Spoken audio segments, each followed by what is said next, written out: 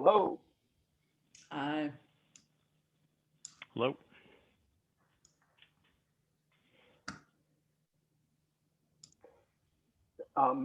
Mr. Heath, you go by Ben or Benjamin?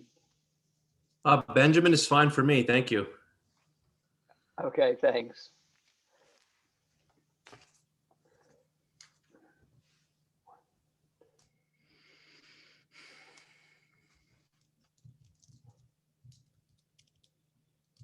Well, welcome everyone. It's 7:02 and I'll call the meeting to order. First on the agenda, I think, is the minutes. Let me pull that up.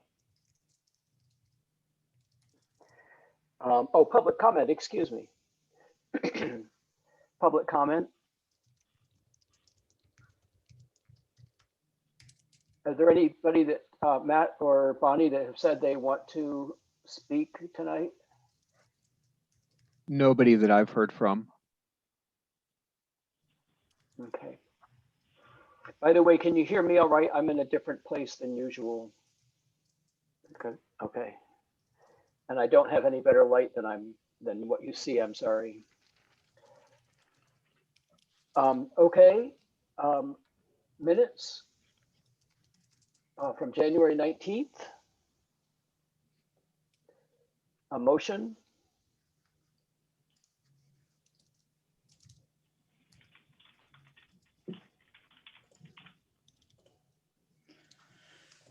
So I went in and made a comment, Chip, and I don't know if you saw that.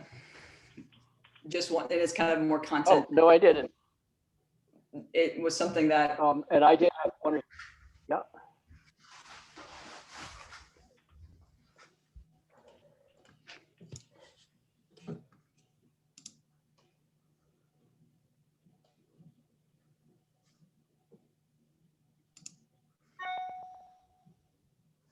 So I unfortunately have not been able to get into the meeting, into the minutes. So that's why I'm not making a motion here, Chapin. I haven't either. Okay. Yeah, I had an issue. I can't get into them. It asks for my email and then it asks for a code and it says that it's sending the code and Alex, but it showed up in spam, that code. So maybe it's in your spam folder. Yeah, that's possible. Yeah, Yeah, I tried it doing that way, and it looks like it shows who comments. When I just send out a link where anyone can view, and then you enter in a password, it shows everybody as an anonymous user. There it was in my spam. See, I thought that the codes had been 05495, so but it looks like this one's specific. But it wasn't my spam. Thank you.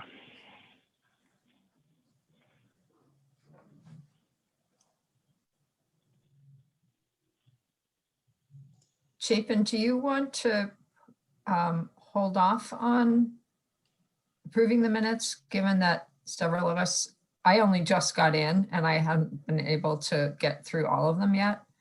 So I don't know if. Certainly. And I had read them much earlier, and so I hadn't seen Jill's comments. I was just trying to tell Jill if we were going to have discussion about your comments, and I think we might. And so, yes, I think it'd be fine if we postpone doing the minutes so that we can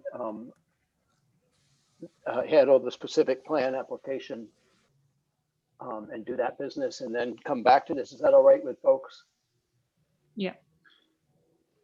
If you object, just say so. Otherwise, I'm assuming we're okay. If we come back to this, basically we'll move it to item, what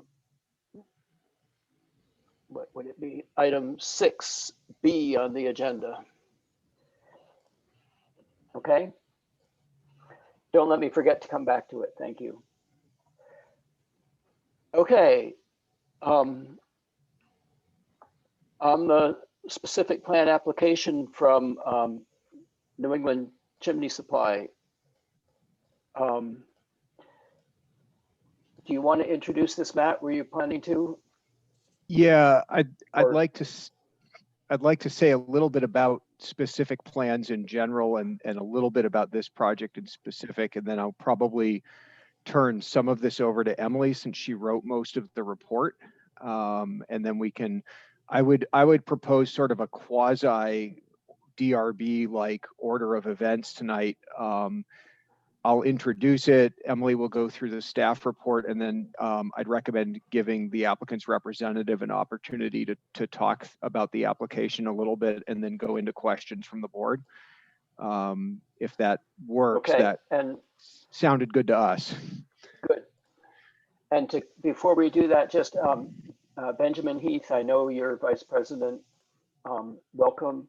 And I don't know, there's a Pierre on. Pierre, are you related to this application? I am. I'm New England Jimmy. Great. Okay. Everybody else for you too, just so welcome to you too. Everybody, so you know, everybody else on here is either staff or planning commission.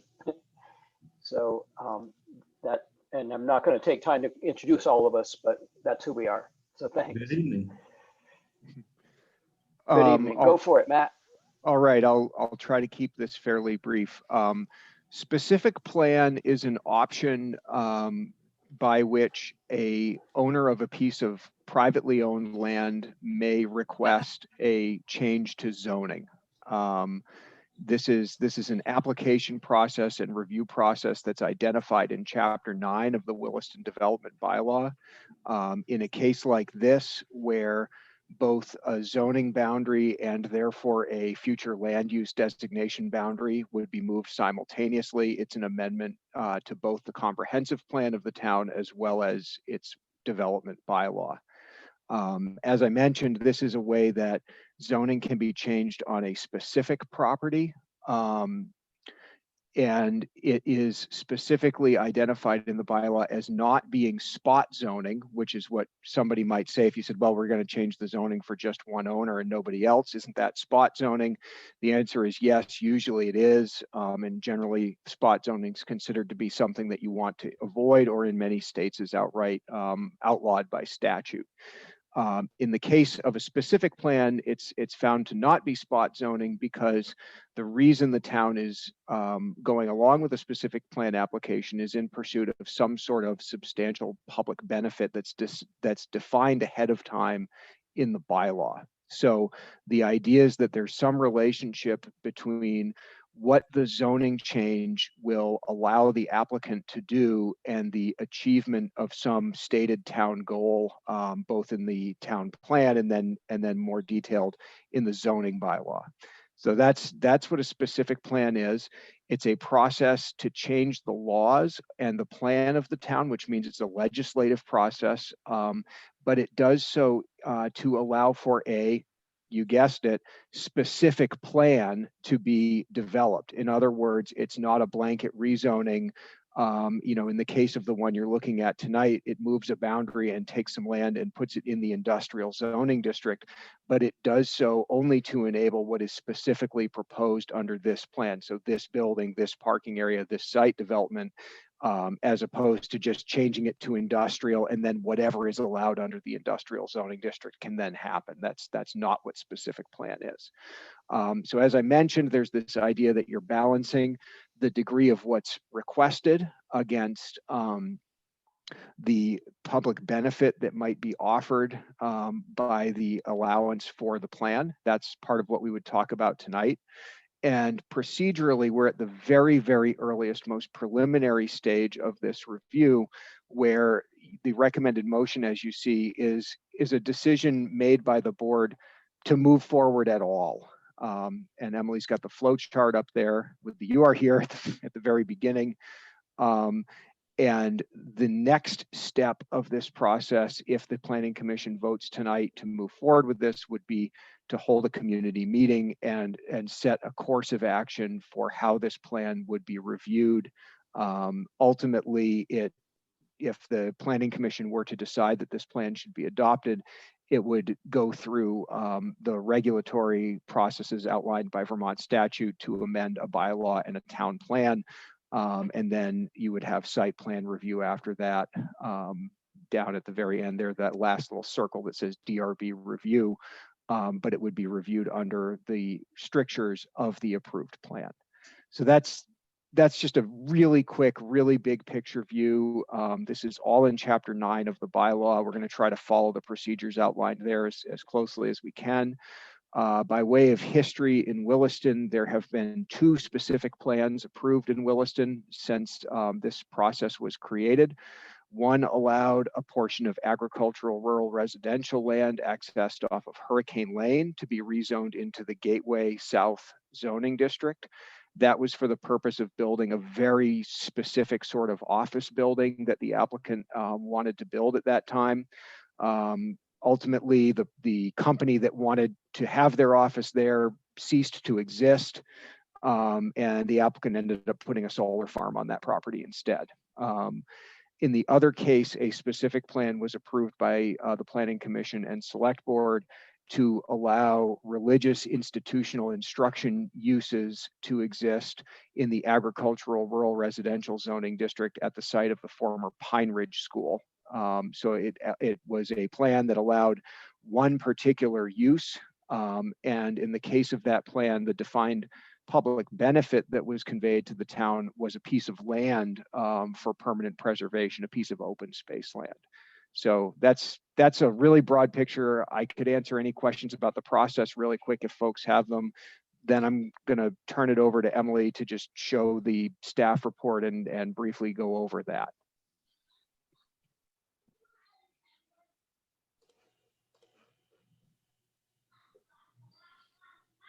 Any questions? Okay, go ahead, Emily. All right.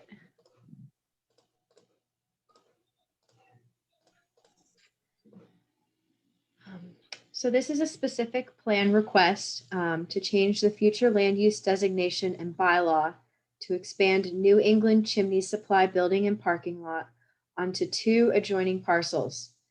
The adjoining parcels are both developed with single household dwellings. One is located in the Gateway Zoning District West and Residential Zoning District. The other is just located in Gateway Zoning District West.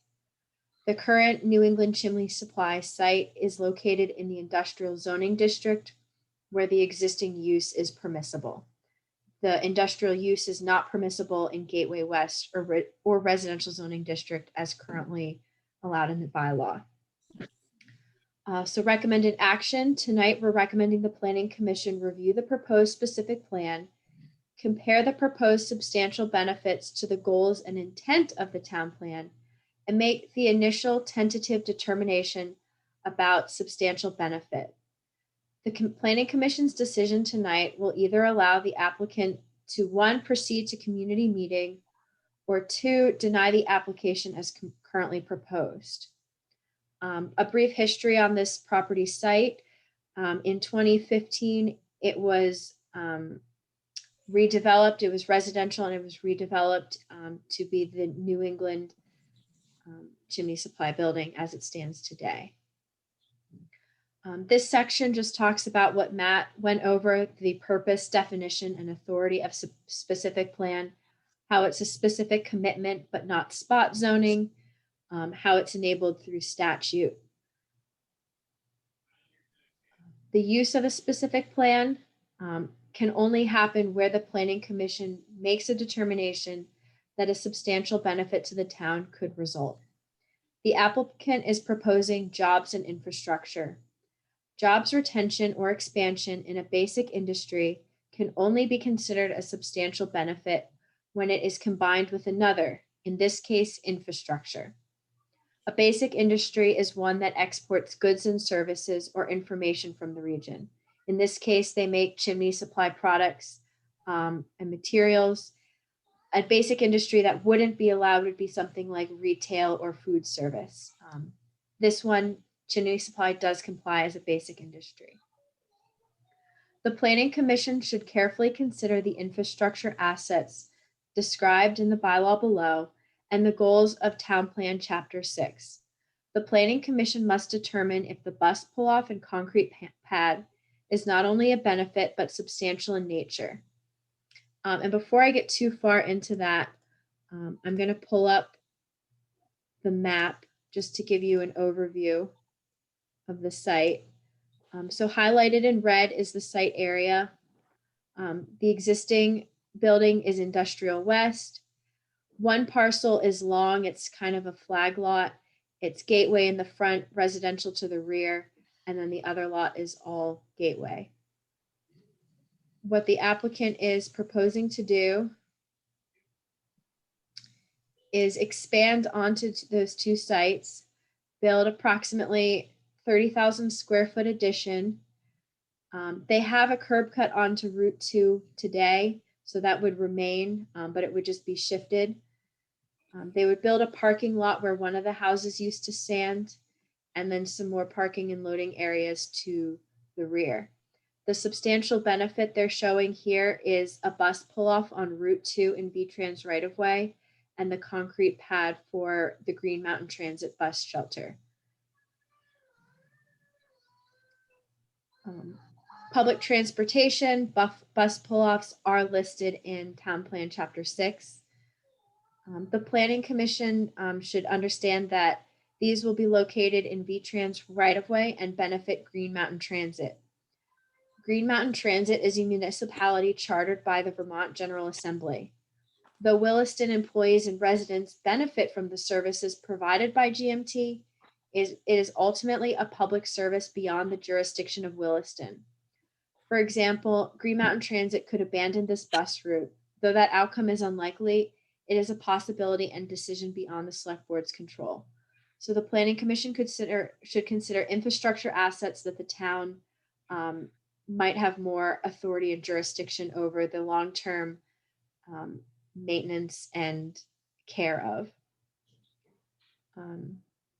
Other substantial benefits are things like open space, affordable housing, a town center, or transit for over 100 employees. Those are things that are not being provided in this application. They are including job retention and the bus pull-off and concrete pad. So tonight, the Planning Commission is making that first tentative determination that a substantial benefit may or may not result. If this project moves forward, then it would go to a community meeting. We are recommending that if the Planning Commission does decide to move this forward, that there be an appointment of a citizen advisory committee as outlined in Chapter 9, because there could be potential adverse impacts on the neighboring properties. The properties to the rear are residential off of Kirby Lane.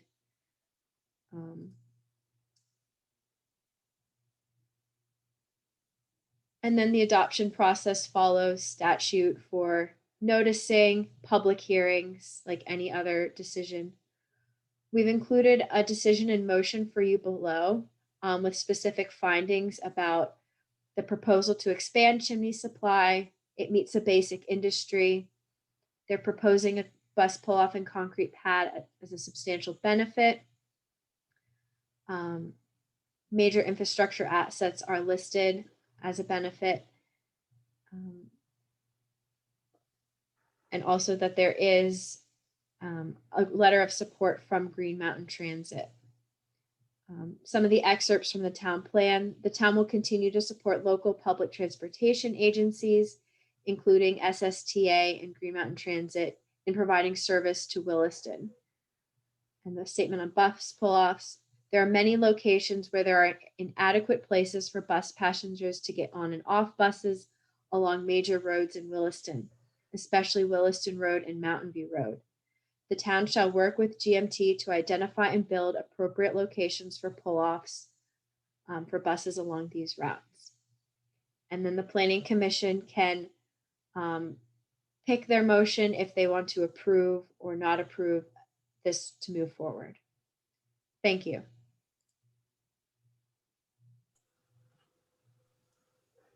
Thank you, Emily. Questions from commissioners? Can we get more of a sense around how many jobs already the company has, and then the proposed additional jobs it will create for the community? I have a decent amount of material that I wanted to go through tonight, just to kind of emphasize some of the stuff that the staff has provided so far, and that'll be a part of the discussion tonight for sure. And I'm prepared to move forward with providing that additional information as long as this group is ready for me. I'm looking to staff to say if that's the order that makes sense to you. Yes, Wonderful okay, with go me. for it, Benjamin. Thank you. And I'm going to Thank you, share Alex. I'm going to share my screen here and try not to duplicate too much of what was said tonight, but I think some of this stuff, some of the details here are important to emphasize, and I want to make sure everybody on the Planning Commission is gets the benefit of that information. Overall, the goal for me this evening is to help you all understand the needs and the goals of the landowner, the existing and proposed site conditions, and for this meeting to hopefully serve as the start of a working relationship with the Planning Commission, town staff, and members of the community to realize the proposed substantial public benefits and the proposed site improvements associated with the specific plan that we've submitted in our application.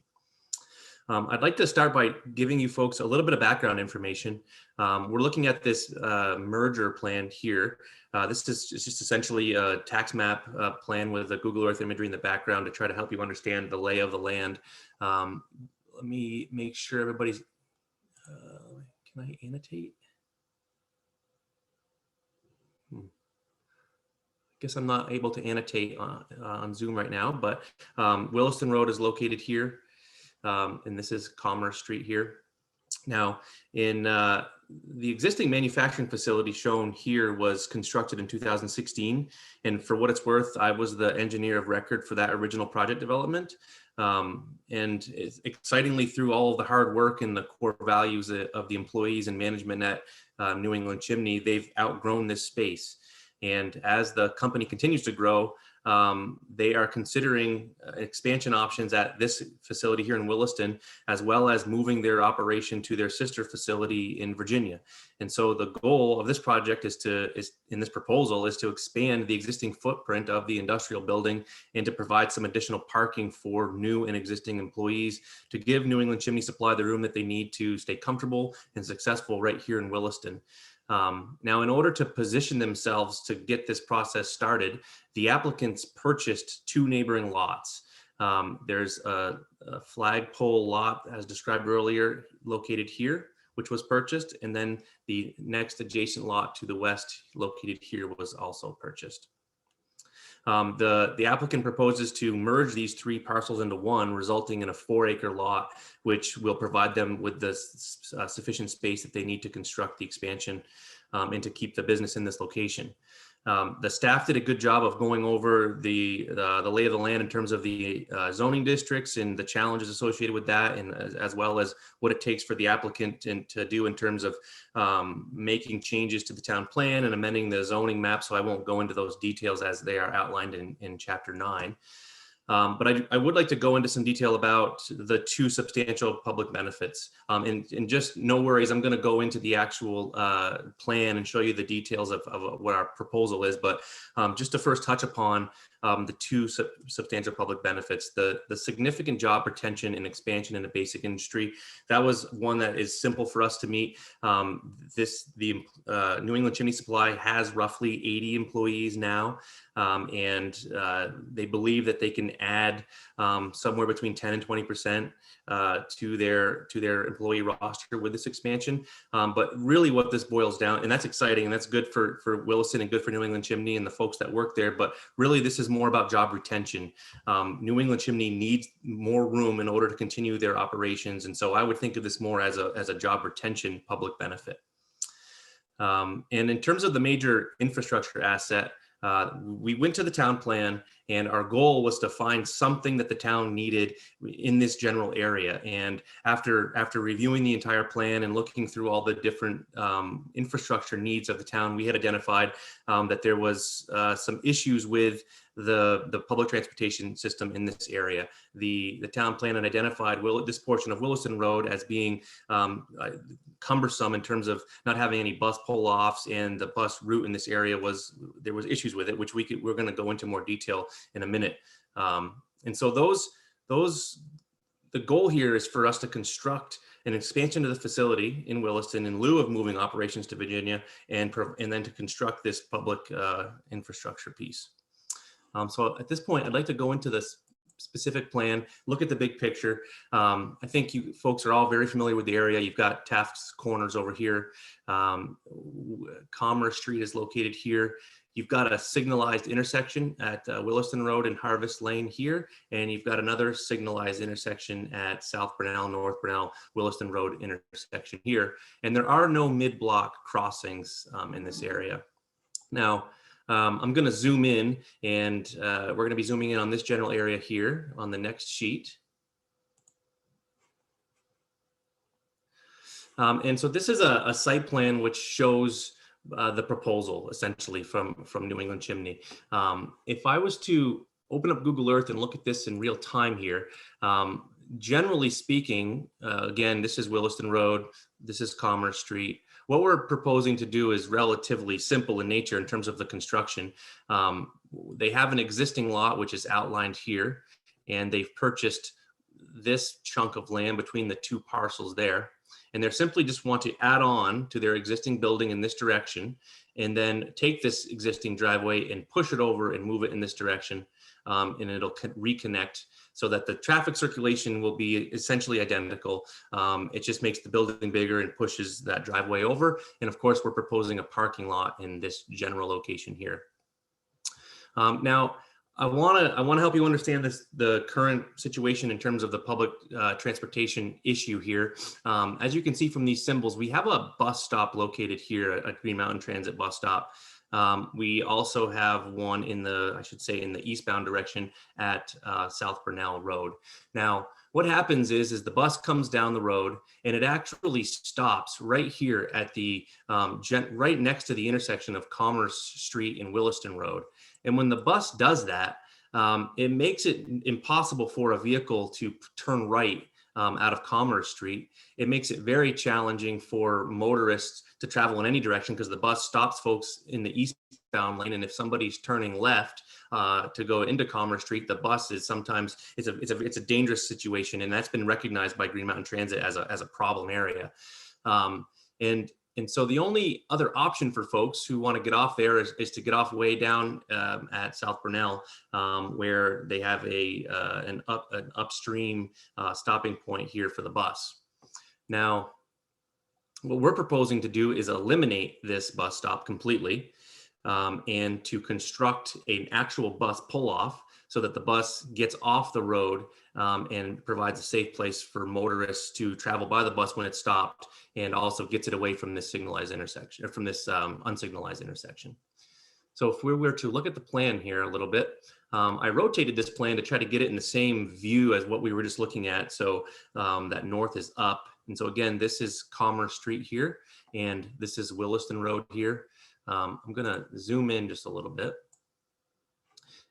And so we sought out folks from Green Mountain Transit. We had explained to them that the situation that we were in, we were looking to make this improvement to the property, and we had identified that the bus pull-off situation on this portion of Williston Road had been identified in the town plan as being a problem that needed to be fixed. And so we reached out to them and we worked with them to come up with a plan that we were all happy with. And Green Mountain Transit was very pleased that we were working on this because they had identified this as a safety concern, and it was a disruption to flow of traffic.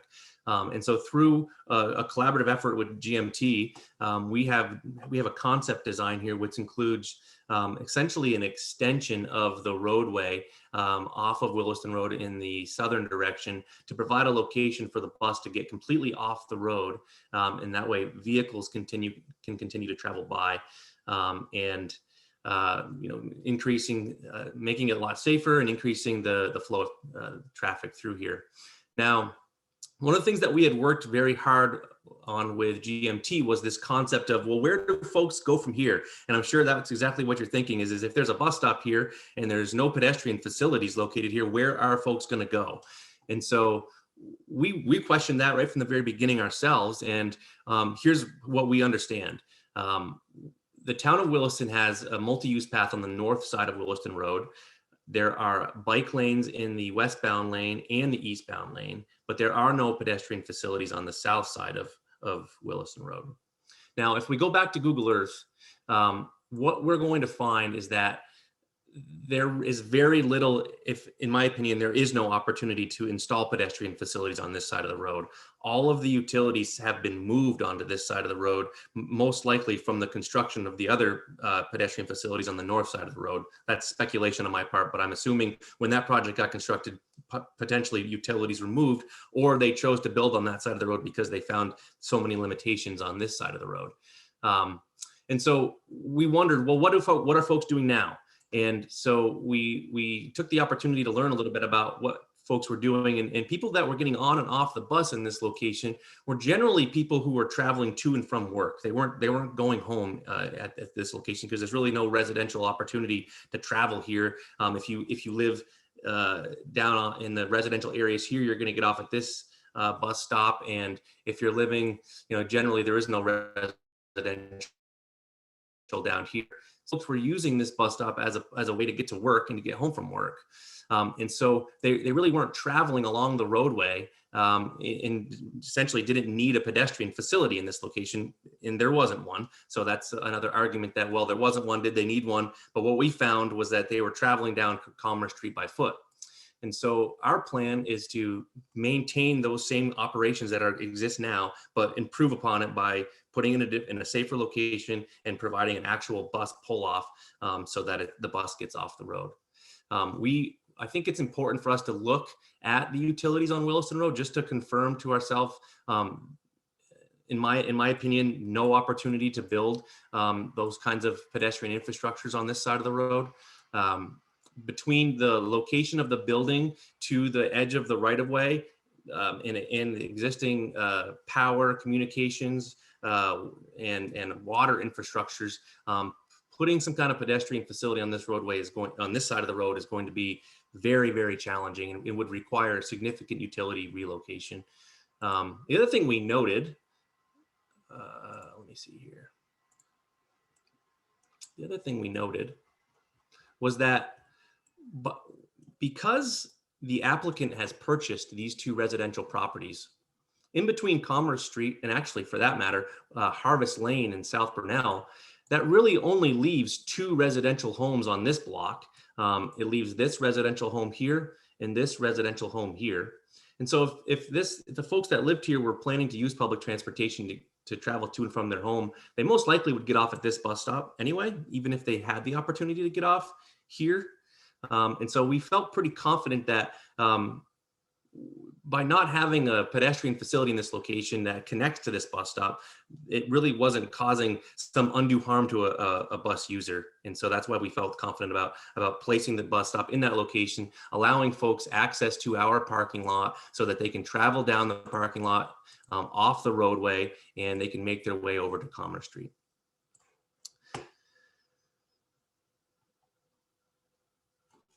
And I guess at that, I think that pretty much sums up the details. At this point, I think I'd like to take questions from folks. And actually, I did remember one piece here. We met with the town staff to discuss this project and this process. And one of we tried to seek feedback from them as well. And one of the things that they had suggested, which we are definitely interested in looking into, is the installation of some kind of bike structure, a structure that will house bicycles that they can lock. It'll be connected to the bus stop. So if I'm a bike user, I can use the bike lanes that are there on the roadway already. I can pull over, I can put my bike in this bike locker, and then get on the bus and go about my day. And at the end of the day, I can come back and do the same thing. So we don't have to deal with the bike, on the bus. And I haven't talked to the applicant about this, but I'd be shocked to learn that they wouldn't be willing to entertain adding this to the specific plan, especially if the Planning Commission was interested in it.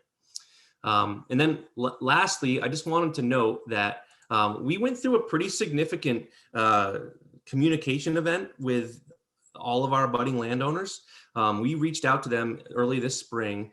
We wrote letters to them all, and in an attempt to try to seek the opportunity to meet with them, help them understand the goals of the project, discuss existing operations, proposed operations, and to seek feedback from them.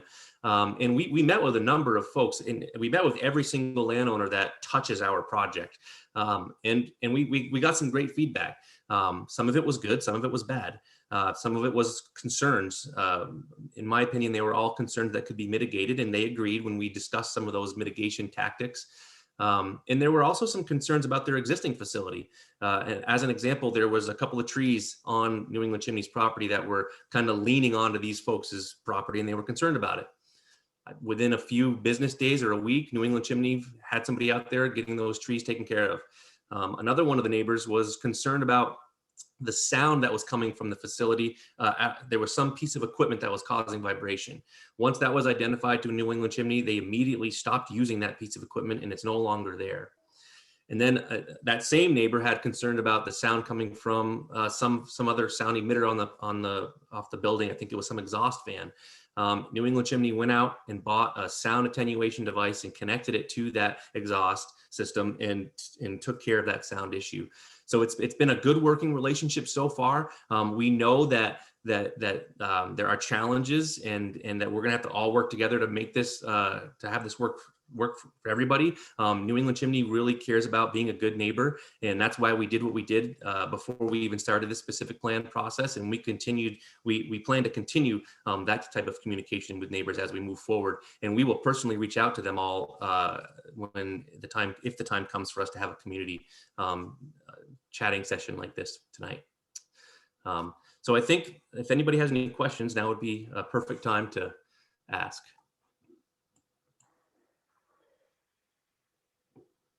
I'll start, Benjamin. It wasn't clear to me from the drawings whether the parking that's on the east side of the existing building is retained. Yes, this parking lot will stay. That is correct. Okay. Yep.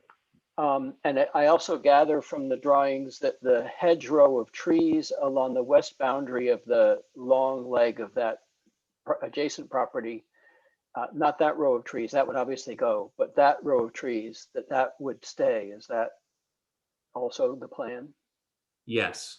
Yep. And that was part of the discussion that we had with the neighbors to the west, excuse me, was that was a critical piece of their comment, was that they really wanted us to try to maintain as much as possible the existing vegetative screen. And as part of our specific plan, we do propose to use a landscaping scheme taken from the town's bylaws, which provides a fence and some plantings. And actually, if we were to go back to Google Earth, that's what we have there now. And we, at this time, are proposing to do that exact same detail, except it's just going to be moved over into the new location.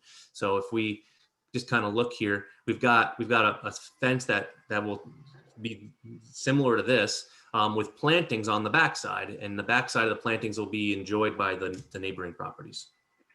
But we're certainly open to additional discussion regarding the types of vegetation that we use, the size and height of the fence, and the materials used. But at this time, we've just proposed to move forward with this detail because it seems to work. Thank you. And one other question is, in talking to Green Mountain Transit, did they not indicate that they would, let me put it another way. I would expect if there were a bus pull off there that they would remove the bus stop that's heading east at Brownell Road. That bus stop has two problems. One is that it's right at the light, which is not desired. And the other is that they don't put bus stops within a quarter mile of each other for obvious reasons. But did they not talk about that at all? Well, when we met with Green Mountain Power on site, we went through a relatively rigorous, I'll call it inspection of this whole block area, because we wanted to make sure that by moving the bus stop or creating a new bus stop location and bus pull off, that we understood whether we were going to have some kind of adverse impact to queuing traffic, to the flow of traffic, and also we looked at site distance. Now, all of our communications with GMT so far have been to eliminate the Commerce Street bus stop and to install the new one at our proposed location, but there was no discussion to eliminate the one at South Brunel. And I would be hesitant to propose that because that there is direct connection to significant residential properties down through here. And there's pedestrian facilities already located there. Now, whether or not that should be pushed back away from the intersection by some dimension, I guess that would be up to the town and GMT, but Yes. I wasn't aware that this was a problem here, and GMT did not Thanks. describe it to me either. Okay. I'm surprised they didn't, but I agree with you, by the way. It would be entirely positive to take the one that's just east of Commerce Street and move it to the location you're talking about. I was just worried that that then puts that one too close to the one that's at Brownell Road and that it wouldn't meet standards. But that one at Brownell Road is heavily used, and the crosswalk is needed for people who live at north on Brownell, like in Lamplight Acres. So I'd want to follow up on that with Green Mountain Transit. Very good. And Any other questions?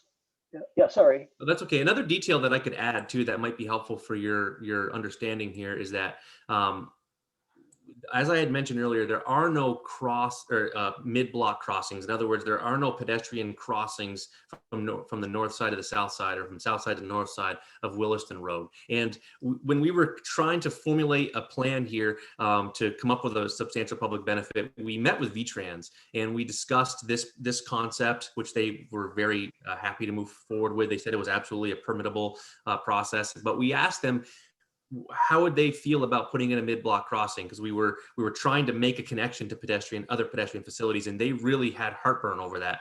And so I just thought I would extend that direction that we received from them to you. Yes, it's a state route, and they wouldn't want to have more interruptions than they need to. Thank you. Yeah. Any other commissioner questions? And I can't see everybody on my screen at once. Actually, I can make it so I can. Hold on. There, I can see everybody now. Just raise your hand or start speaking if you want to ask questions. Did we get an answer to the number of Go ahead, Ron. employees? Yes, there's approximately. I heard 80 with a 10 to 20% increase. I'm sorry, Benjamin, go ahead. Oh, you answered. Yeah, there's roughly 80 to 85 employees, and we're looking at between a 10 and 20% increase.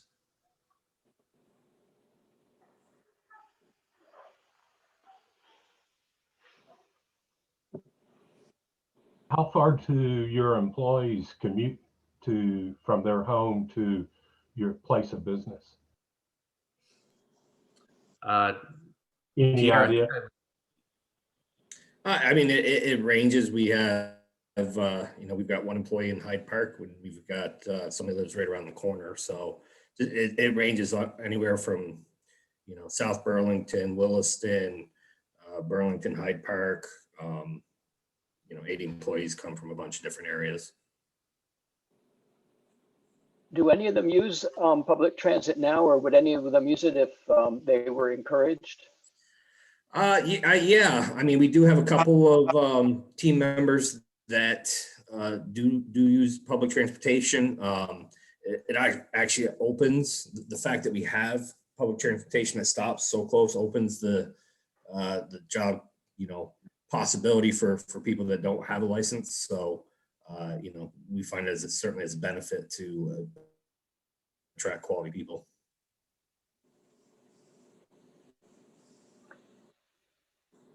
I was wondering, are questions there from any commissioners? concerns brought up by the adjacent property owners that could not be mitigated?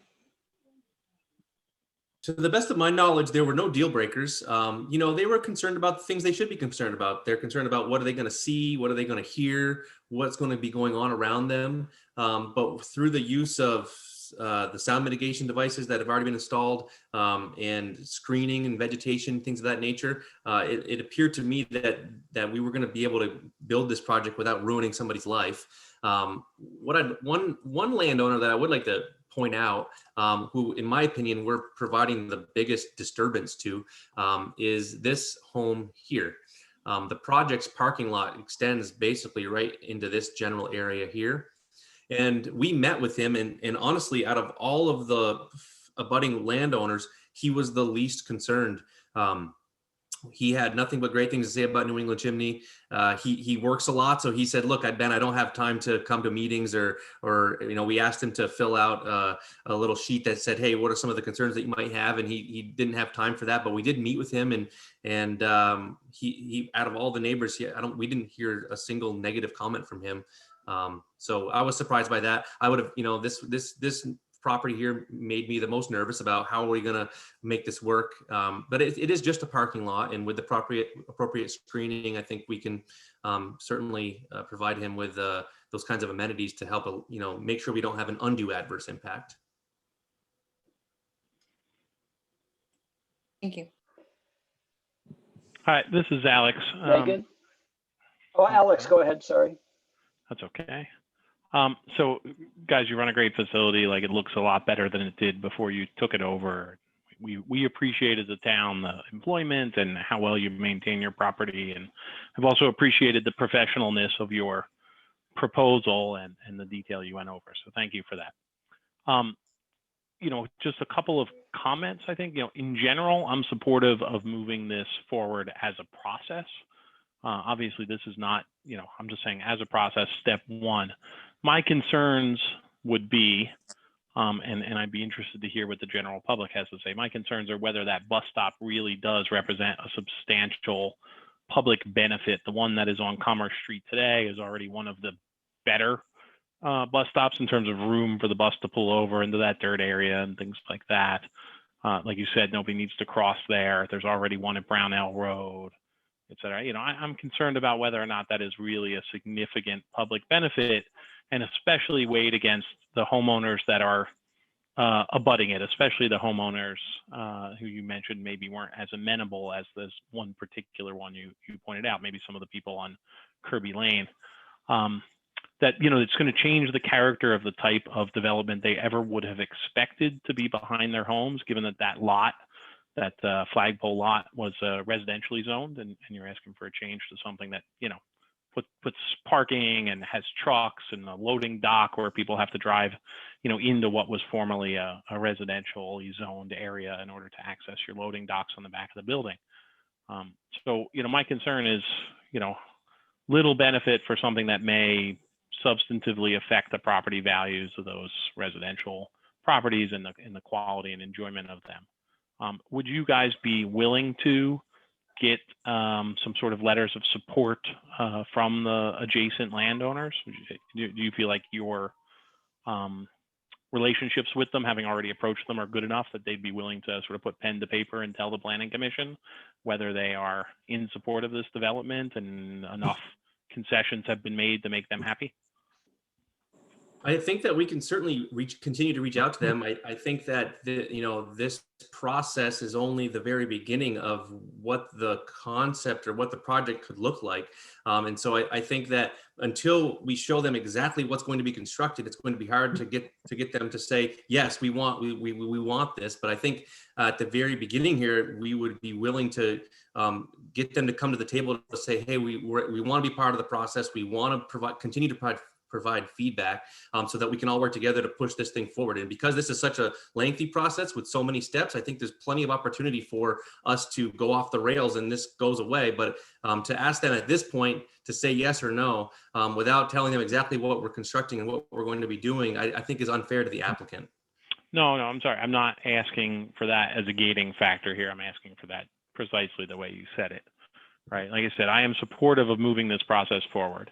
And I'm providing my feedback that I think through the process, before we get to the end of voting on this thing, I think that would be a valuable addition. I agree. And I don't think we can do this without them. We have to have them as part of this team. Otherwise, it doesn't work. And so we certainly were we were hoping to get them involved in this as part of the community advisory group because we think that's critical to this process. Okay. Yeah. And then my other, the jobs alone may be enough benefit to sway me. I don't know. I have to think about it just a little bit more than tonight. But the bus stop, I'm a little dubious on how much value that adds. And I wonder, if you guys have thought of any other ways to contribute to the town transportation needs or the town energy plan or any of the other sort of core planning documents that might, boost that value. to the town. Well, we definitely spent time reviewing the town plan to try to find something that was attainable for us on lands that we have control over. And so this was the option that came to mind, and that we worked forward with. And I think that it would be nice if the planning commission decided that this was not a substantial benefit. How can we take this concept and make it a substantial benefit as opposed to scrapping it and talking about something else? So I would just encourage you to consider that. Jumping Yeah, in those are here comments. on public process. So Alex, you mentioned letters of support. If this moves forward to the next phase, would be a community meeting. We would work with the applicant on a mailing that would probably include a survey. Alex, you weren't here for the South Brownell rezoning question last year, where we surveyed neighbors. We would probably follow that format in a similar manner so that everybody comes into that community meeting having some level of information. Ben would probably give a similar presentation to this one. And then would be the forming of an advisory committee. The specific plan requirements for an advisory committee do call for abutting property owners, affected neighborhood representatives to be on that committee, as well as a representative from another town board, such as the DRB or the HAC. Well, great. Thanks. I wasn't would be aware the of that ones working particular part on the advisory board. Part. I knew about the advisory board, but I didn't realize adjacent landowners would be involved. I appreciate that. So yeah, in general, I have no other questions from me. I'll just the general comment that I'm supportive of moving the process forward. I certainly don't see any reason to not. So. Hello. Is there a way that I can make any comments? I'm an adjoining owner across the road. Yes, hi Cindy, go ahead. Thank you so much. Sorry, my camera's not working, but I live directly across the road from this project, and I share Alex's views on the bus stop. I mean, the one down further, there's really not people that, there's hardly anyone that uses the bus along that route. And I feel like it's really not going to service the community in a great broad area other than the one that's already there, or in relation to the one that's already there. My concern here is again, I am directly across the road from this project. I feel like that if the zoning is going to be changed, it definitely impacts the values of the houses across the road just as well as the ones on that side of the road, the residences of expanding. And we're already looking at this big, huge building across from the road from us that's industrial, and we aren't. I feel that if this is allowed to progress and expand and change the zoning for those lots, then everyone else in the gateway should be allowed to do the same and be allowed to have their property developed in the same manner, which again is going to impact the residents behind them.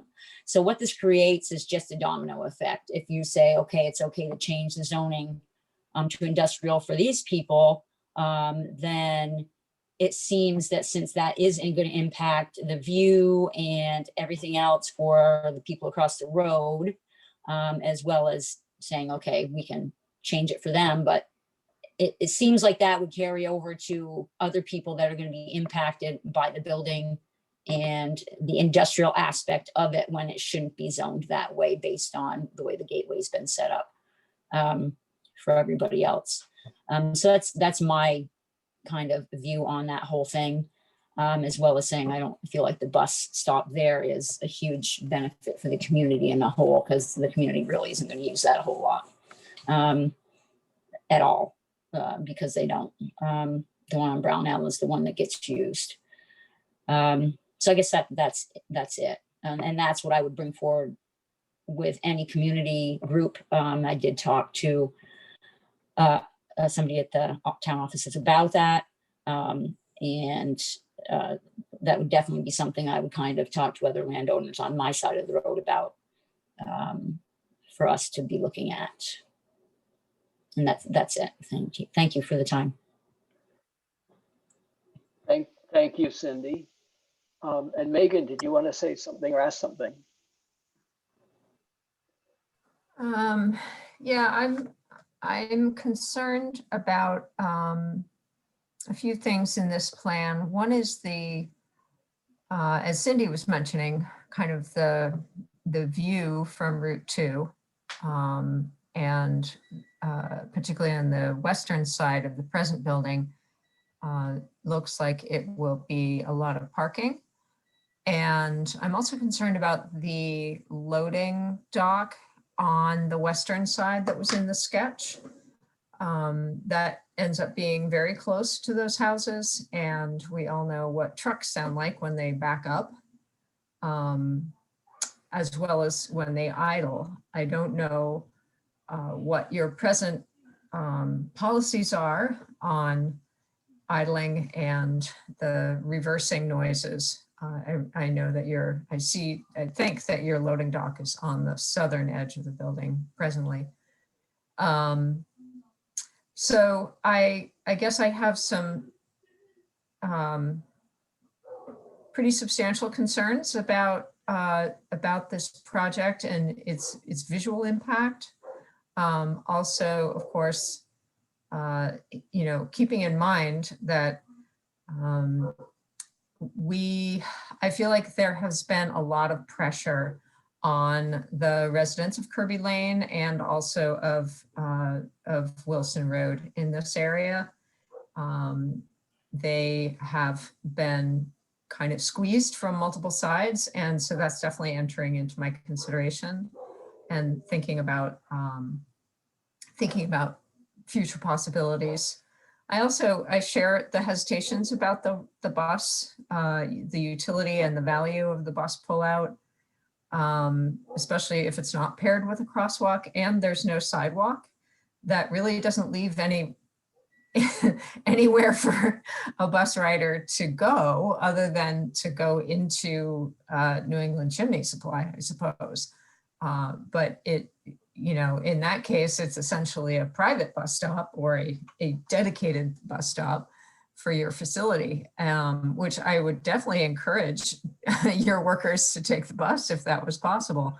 But I don't really, my understanding of GMT is that they generally don't want to deposit riders where there are no facilities at all. And as far as I can see, there, with no sidewalk and no crosswalk, there's not a lot of places to go. I realize obviously they could walk down the parking lot driveway area. So I don't have any, those are small comments. I realize they're kind of small concerns. I guess I'm not terribly persuaded by either the bus stop or the job retention question. I mean, I certainly think the present building is way better than a lot of people expected when it first started going up, and there was a lot of concern. I think you all did a great job kind of integrating it into the landscape, and I love your seasonal metal displays out on the Route 2 area. So I can see that you've been a good neighbor, and I appreciate that, but I do have some concerns about the value of what you're bringing here.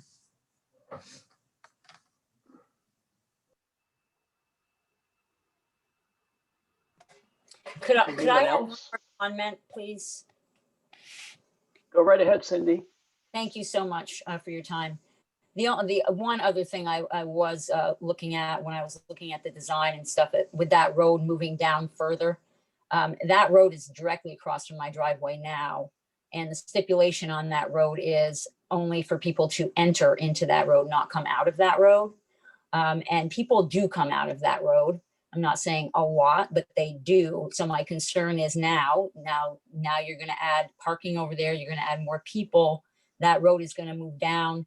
And it sounds like the traffic flow would remain the same, but still, if people are parked in that parking lot, you can't tell me that they aren't going to go out on that road just as well as they go in, which is going to create more traffic for us, especially from an industrial building that should be only zoned industrial off Commerce. So the traffic should only come in and out off Commerce. That's the way I look at that. That's my concern as well with that road. That's only supposed to be one way. That, like I said, people come out of that road as well as going in. It's not only going in as it's supposed to be. And that'll be my last comment. Thank you so much. Thank you, Cindy. I have two questions, but I think are more for staff than for the applicant.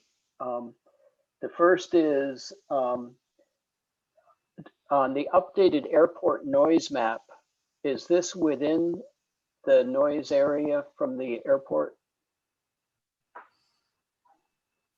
Short answer, Chapin, I don't know. It's very close to the edge if it's not in. I'll try to bring that map up maybe while you ask your second question. Sure. Okay. And my second question is that the Gateway West is the idea was a transition zone, and we're getting pressure from both sides now to squeeze it. And I just wanted to ask sort of the staff perspective on that.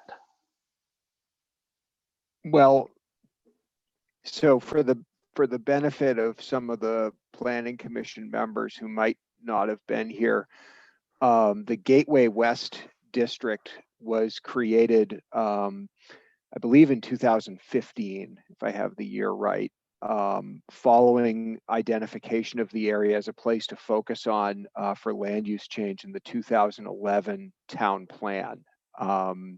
We had some landowners in the area, particularly around the intersection of South Brownell Road and Williston Road, who were commenting to the planning staff and commission, you know, my property is single family residential. It's on a busy road. It's near a busy intersection.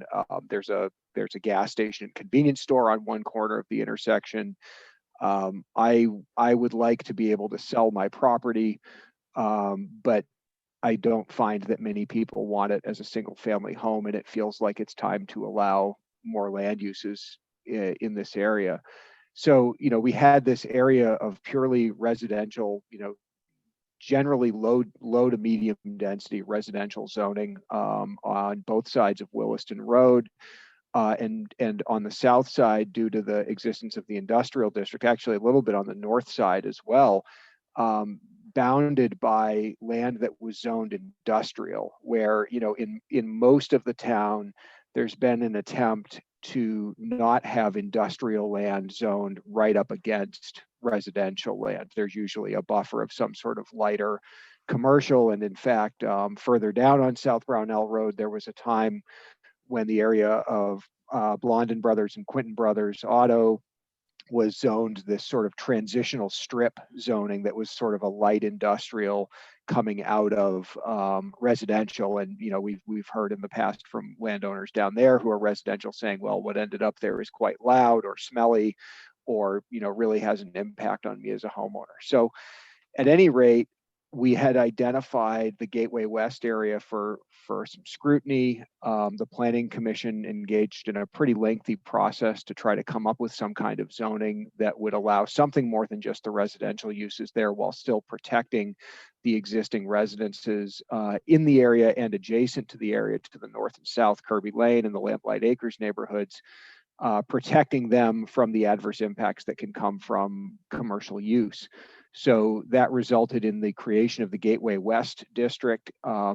If I were to describe it in plain English, it's a zoning district that anticipates the conversion of a single family home structure into a dentist's office or an accountant or some other sort of lightweight office use that probably wouldn't have a lot of adverse impact on somebody living next to it.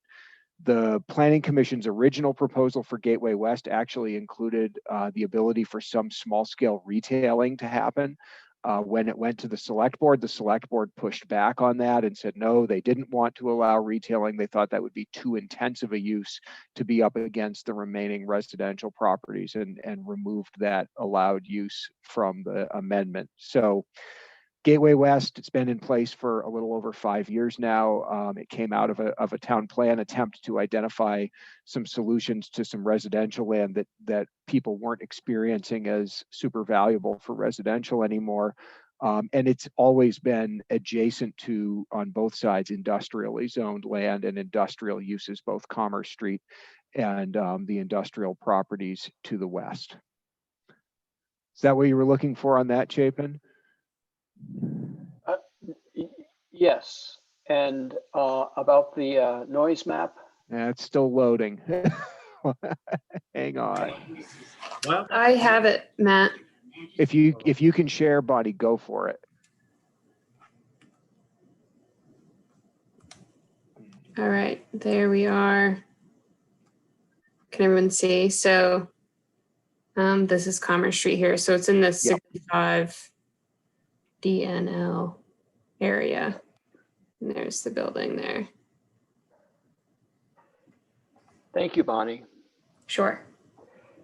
Chapin, can I just take the opportunity to have Pierre from New England Chimney just kind of describe the existing and the proposed truck traffic in here? Because I think it's important for everyone to understand that, yes, there are truck docks here, but this is not the type of facility where there are trucks coming in and out of here all day and night. And I think if he was to explain the existing and proposed conditions, that might help paint the picture for what really goes on here, especially time of day, stuff like that. Yeah, so basically, the truck traffic's really not going to change.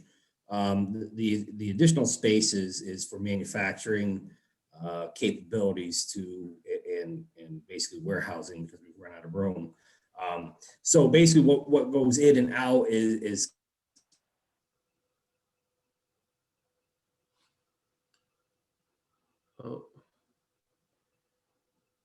We lost you, Pierre. kind of going to stay the same hours.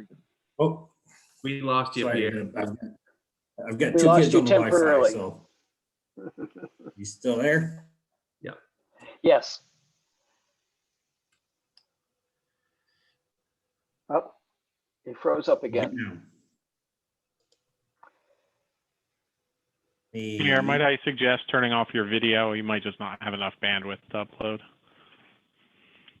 Wait, let's try that. See if that's any better. Go ahead.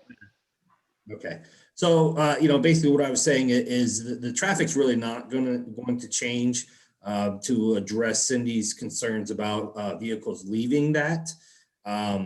That's clearly a housekeeping event that has to happen, which we have multiple meetings during the week. So I will drive that down to the additional department heads to have conversations with their team members that that should be in only and not out.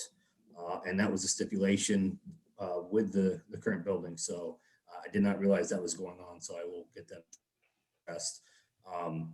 But the truck traffic basically is essentially going to be the same. The loading docks are adjacent to where the new loading docks are going to be. So, we're not talking about a huge, movement towards the neighbors with the new loading docks, because the existing loading docks are, basically right there as well. So, we try to be very conscious of, not idling.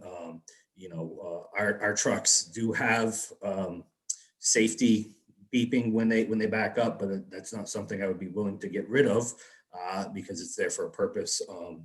But we don't.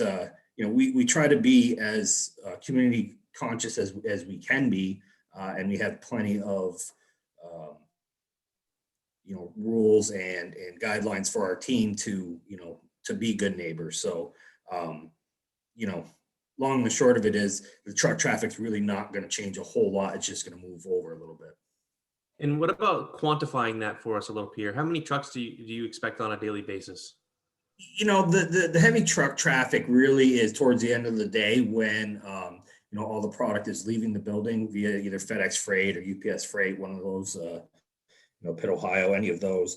So we have probably a half dozen to 8 trucks come in daily, pick up and then leave. We also run our own delivery trucks through New England and New York. So those generally get loaded on Monday nights and Wednesday nights or afternoons, and then leave early in the morning on Tuesday and Thursday. So it's really less than 10 trucks a day coming in and out, which isn't a little, but it's not all day long either. So it's kind of where it's at currently. And I understood it from the drawings that you're closing the existing bays and adding the 4 new ones. Is that right?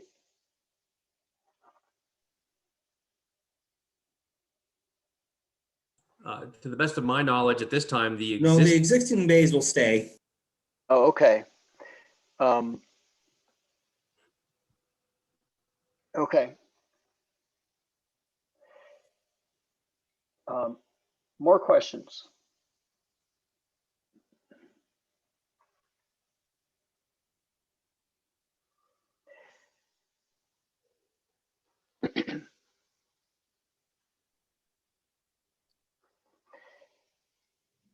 So I guess I'm looking to see if folks want to move this forward as a process, or whether you feel that it's in a sense an out of order proposal.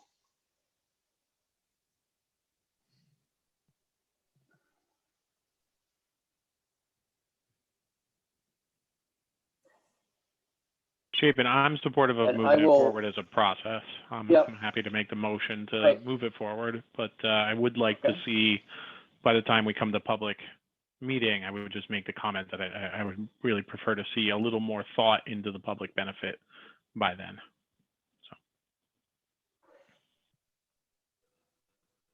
And I'm happy to reveal that I have been very impressed at how well the current building, as massive as it is, was adapted into the landscape and managed to be a industrial use next to residential buildings with less disruption than I had imagined would happen with something that large. But I'm very ambivalent about the other aspects of this. One, if you had proposed putting some sidewalk in from the bus stop across the front of the whole property to Commerce Street, that would make the public benefit of a bus stop much larger. And I also want to make sure, checking with Green Mountain Transit, what effect this would have on the Brownell Road, current eastbound Brownell Road stop. To me, it is a significant benefit to have space for and maintenance of a facility to wait in out of the weather, which is part of it. The pull-off is one thing, but then the passenger protected area is a benefit, and a bike rack or even a rocker there is an added benefit. But without a sidewalk, I'm ambivalent about supporting that as a significant benefit. And I'm the town's commissioner on Green Mountain Transit Board, so I'm very committed to improving the transportation thing. So I'd want to follow up on those. And so I just want to be frank that I'm ambivalent. Well, if it's for what it's worth, I'm certainly willing to go back to the drawing board and to look at the opportunity of putting a sidewalk from the bus pull off to Commerce Street and to talk to the applicants about whether or not that they can be made part of the process here. And I realize VTrans may have very strong directives about what they would allow or not allow to be done within their right of way. And so I realize it's complicated. So at this point, sorry. No, that's okay. At this point, Alex has made you're moving to move the process forward, Alex. Are you saying the wording that's in the agenda? I have to raise the agenda. I don't have it on my screen. Hang on, let me bring it back.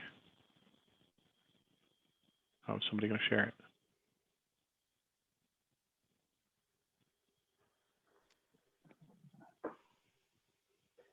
Just for Whoever's reference, sharing, if you can expand that to screen width, page width, it would be helpful for reading.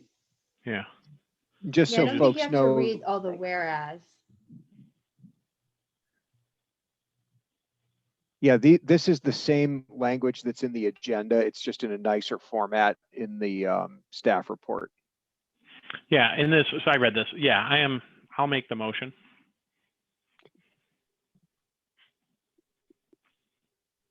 forwarded here. Do we have a second?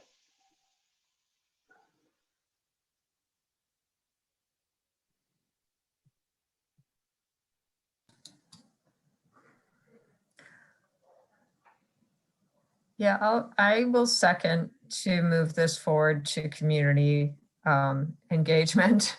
I'm still skeptical, and I'm very curious what the community thinks.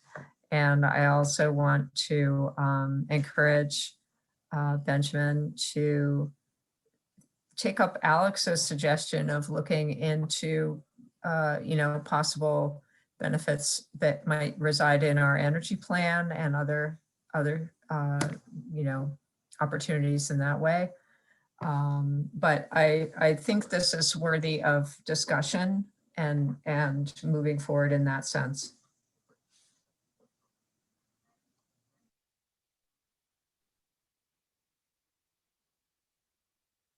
Kate, did you want to say something?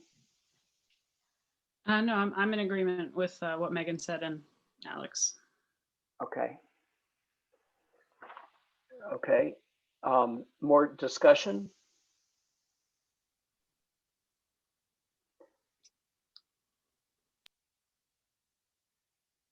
Hearing none, then I'll ask people to vote. Those in favor of moving this forward as proposed for the next step in the process, say aye or raise your hand. 1, 2, 3, 4, 5. 5 ayes, and any nays? No. And I was going to abstain because I'm so ambivalent. And but it passes. We pass it. Okay. Thank you. There are some specific suggestions I would make other than that, but I think the important thing is to move the process forward from what's just been said. Matt and Emily, do you have things you want to instruct us to do next? We will. So, what right now the answer is just to stand by. We will need to work on on your schedule to determine when to hold the community meeting and how to time it with appropriate notification to the neighborhood and coordination with the applicant and all of that. And what we will also do is prepare sort of a similar or updated staff report for that community meeting that explains that step of the process and where things are going from there. What you'll also see coming from us is recommendations, as we talked a tiny bit about tonight, about the establishment of an advisory committee to work on this. That is something we're recommending here, that you would have to decide whether you agree with that recommendation or not. And that will inform the schedule. Those of you who have been around for the review and approval of a specific plan may recall that it has sometimes been a very lengthy process. We're hoping by doing a little more preparation here and a little more scheduling that we can lay out a calendar for this ahead of the beginning of the process and more or less stick to it. You folks on the planning commission have my sympathies. I keep looking at your work plan, and you have a lot of balls in the air, and you're often sort of diving into one topic and then 2 weeks later diving into another topic and kind of cycling through them. It's just kind of the way things are right now. But I'd want to try to give you a picture of what the calendar of this would look like, and also for the applicant just to have some understanding of, by sometime this year, they should have some kind of a decision or know that something either is or is not moving onward to the select board. So that's what we try to bring to you. I'd advise anybody either, reading through the process or the flow chart that was prepared for tonight, take a look at chapter 9. Let us know if you have questions. I'm not going to pretend that some of the terms in there are perfectly defined. What's substantial? It's substantial. You know it when you see it. So I would fully expect there to be more questions to that end as the group works through the process. Yeah, I'd also like to add, I love the idea about incorporating energy plan ideas. However, this specific plan language was listed before the energy plan was even contemplated as an idea. So adding to our bylaw revision brainstorm list, maybe it's time down the road in the work plan to look at what is a substantial benefit in 2021, and maybe revising that list to include energy plan. But read through chapter 6, transportation assets. We'll look through it with the applicant, and hopefully at community meeting, we can massage this idea and it can evolve within the confines of what the bylaw already says. Yeah, Emily, this is Shayla. Thanks for that. I'm very new to this process, but looking at those substantial benefits, yeah, seems like we could come up with some good additions based on what this commission talked about recently. On that note, I'll just add that solar canopy over the new parking area would not be an asset for the town, but it would be in tune with the updated energy plan in the town plan, along with bike lockers that could service both a bus stop and employees. I'll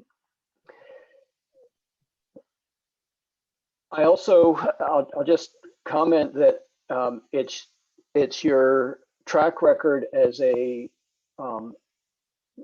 cooperative and sensitive member of the community and preparation of this application that has this going forward at all. In my view, it's a tenuous thing to attempt to do, and you've done it all the best you could, and so you're giving it the best shot it has.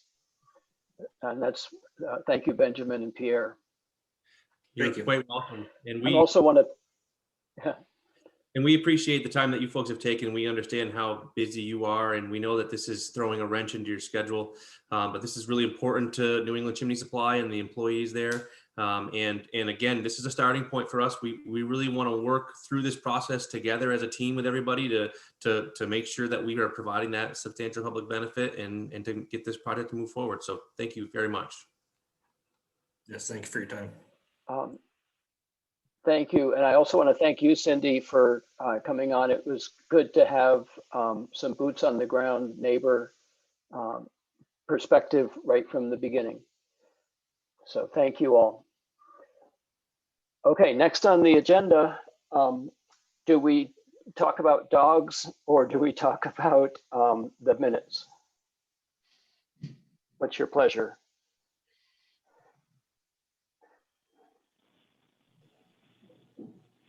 I had an opportunity to review the minutes. I'd be happy to make a motion to accept them as changed. Chapin, I'm sorry, I misunderstood. I thought you, I had proposed that we table the minutes until our next meeting, if that's possible, because they're pretty detailed and several people weren't able to get access to them. And I get it.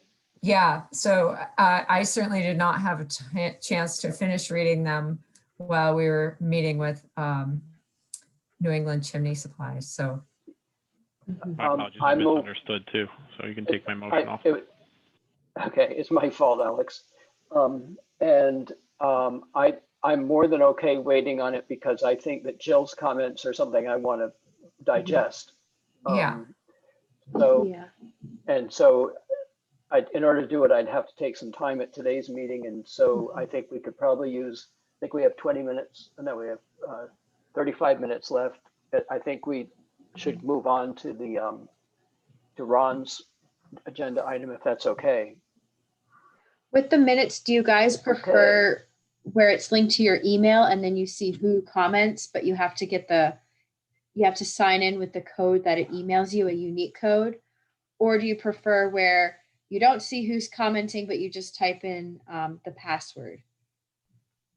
I like the unique, like I like knowing that I said what I said and other people said what they said. Okay. I think that's good, but I think part of it was that we didn't realize that the system had changed.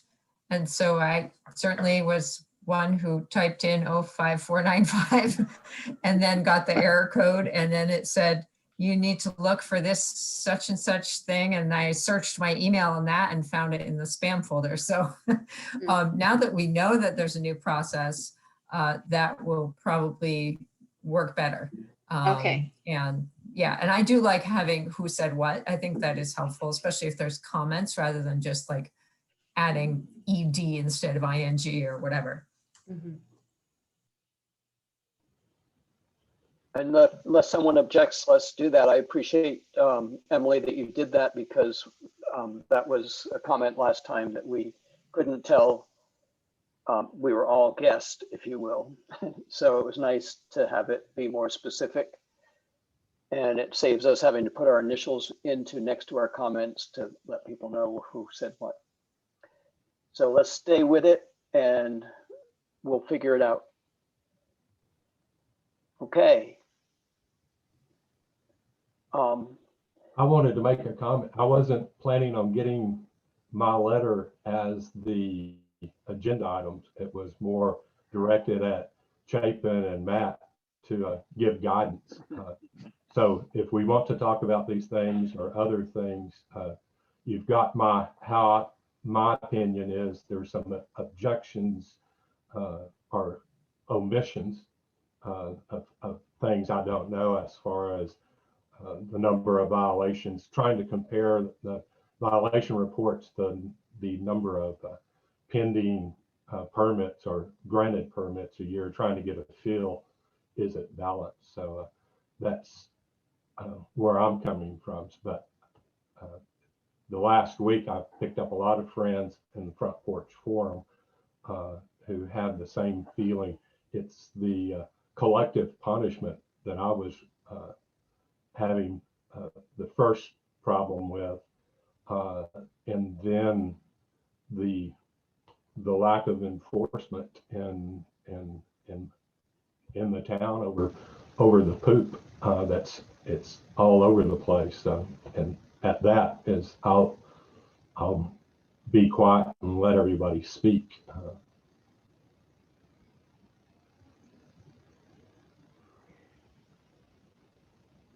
One thing that would be helpful for me is I'm not totally clear on where the hamlet is or where it sits. Pull up a map and just outline where specifically we're talking about and what are the connecting roads, or sort of where this sits in connection. We're next door to the Marriott Town Suite. Okay. To the northwest of it. Right to the east. There you go.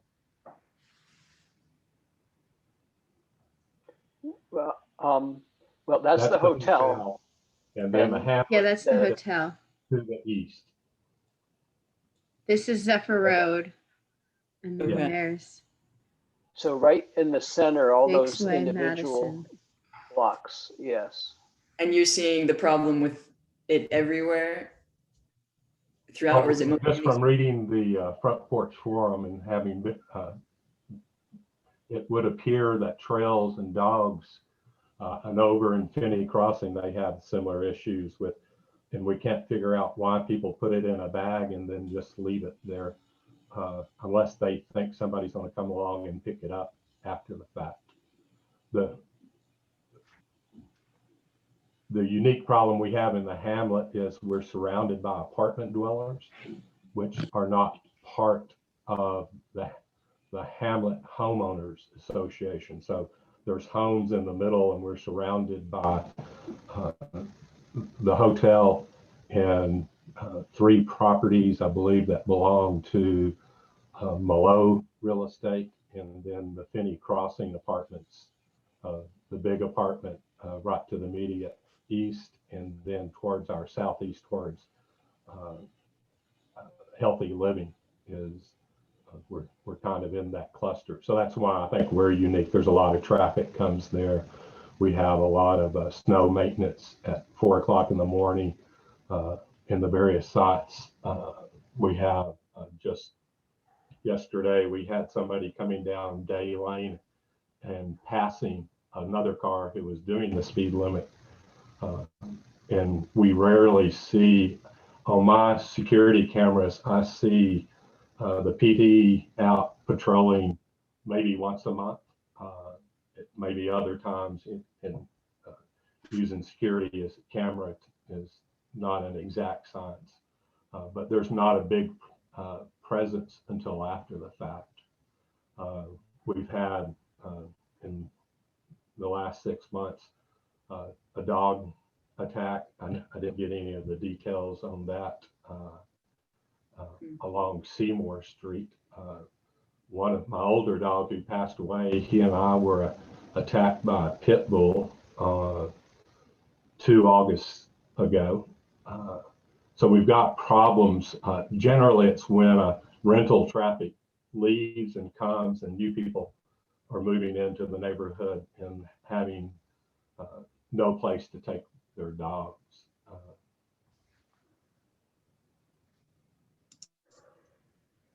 Is the hotel pet friendly? Is it also just hotel users who are leaving their hotel to go let their dog? No, there are some. They're usually a little more receptive. We have some. It's the apartment dwellers that we have the most problem. We've been, at least along Center Street, we've been able to talk people into compliance. We'll have, the start of every month, something will come up, or new people will come in and we'll identify who the person is, and somebody will volunteer to go talk to them and ask them to pick it up.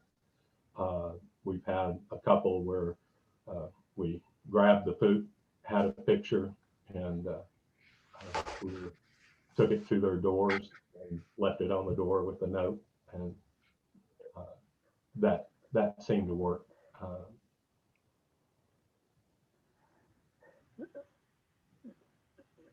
So and the Matt, issue you addressed, really might be yeah. is if this is not a planning. Part of this was I put in trying to answer Alex's question of, do we have any type of standing, or is this in our purview? So on the letter I attached what my interpretation of the state law said, and not being an attorney, I don't know downstream what authority we have as a planning commission to even comment or talk about it, other than I'll blame Emily for putting the thought in my head. I'm trying to understand how ordinances get created. Like the one that came up this summer was the RVs parking at the hotel and idling all night long. And when people have their windows open, it's more of a problem. So I can accept not having a violation report, a positive decision on that. But as far as getting ordinance created would be important. And then the other thing, and I'll blame Emily again, was her great, I think it was for the growth management workshop, where she laid out the workflow of each of the entities, how it processes through the DRB and all of that. And the thing I learned was that developers have 15 years to develop. And in that time frame, using the hamlet only as an example, we've had 15 years of what was in the permit is gradually being laid out, the buildings being built. But as it was 3 years ago, one of our homeowners called the police to try to get some of the parking on Day Lane under control. And when the police sergeant came out, and this is second-handed, told one of the homeowners, well, we didn't even know that there was a parking ordinance on Day Lane. And there is some confusion. Various homeowners, various individuals have said, told homeowners that the town cannot enforce traffic laws in the hamlet. So that's been a problem. We have in the hamlet, by declaration, by the permit, there's supposed to be no parking in the streets. It was advertised as each owner could have 2 cars, and that was the limit. And one car had to be parked in the garage, and then one car could be parked in the driveway. If you had guests, then they had to park on the south end across Sycamore Street, behind the apartment that's on Sycamore. There's some spaces that are available for guest parking. But people have been parking both sides of the road for years now. And as we've tried to change that, we've gotten some improvement. But it's still, we don't know what we can enforce as far as ordinances in the hamlet or not. And we've had difficulty finding out. I haven't really approached too many people of what can we get enforced for that 15-year period when our road is basically been offered an irrevocable contract to the town to accept, and the town hasn't accepted it until certain improvements are made. But I think last year Matt put a little pressure on the developer to do some finish work. One of those was to put stop signs up, or not stop signs, excuse me. Did put some stop signs, but it's the no parking sign. So we have no parking signs, so nobody knows that the DRB said that there would be no parking. And we don't know when that actual no parking gets enforced. Chapin, you look like you have a... So I want to sort some of this out, Ron, because Okay. we're down in some of that's in the weeds of things that are specific to a homeowners association. And so I thought that the town took over those roads this year. Is that not true? That's not true. Not yet. They plow them now, don't they? Well, they had a separate contract to plow, and they've been plowing them for several years. Okay. So I think that's between the association and the town public works department, I believe. Is that so? Oh yeah, no, and that's the, So it gets back to enforcement of what people know on the street. I'm not trying to. So let's But assume that they are taken over. If we assume that the roads are taken over by the town, then your question is, does the town enforce parking and other things on town roads?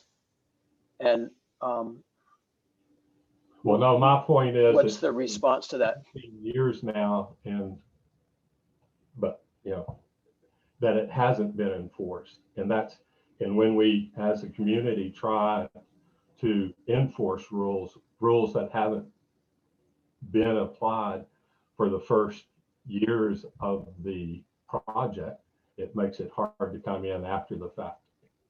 Is the observation that I'm trying to make. Yeah, I do understand the difficulty of dealing with it when it hasn't transitioned to its final state. And the final state is that the roads will be a town responsibility. And I believe the sidewalks in the end should be as well, but we'll get there.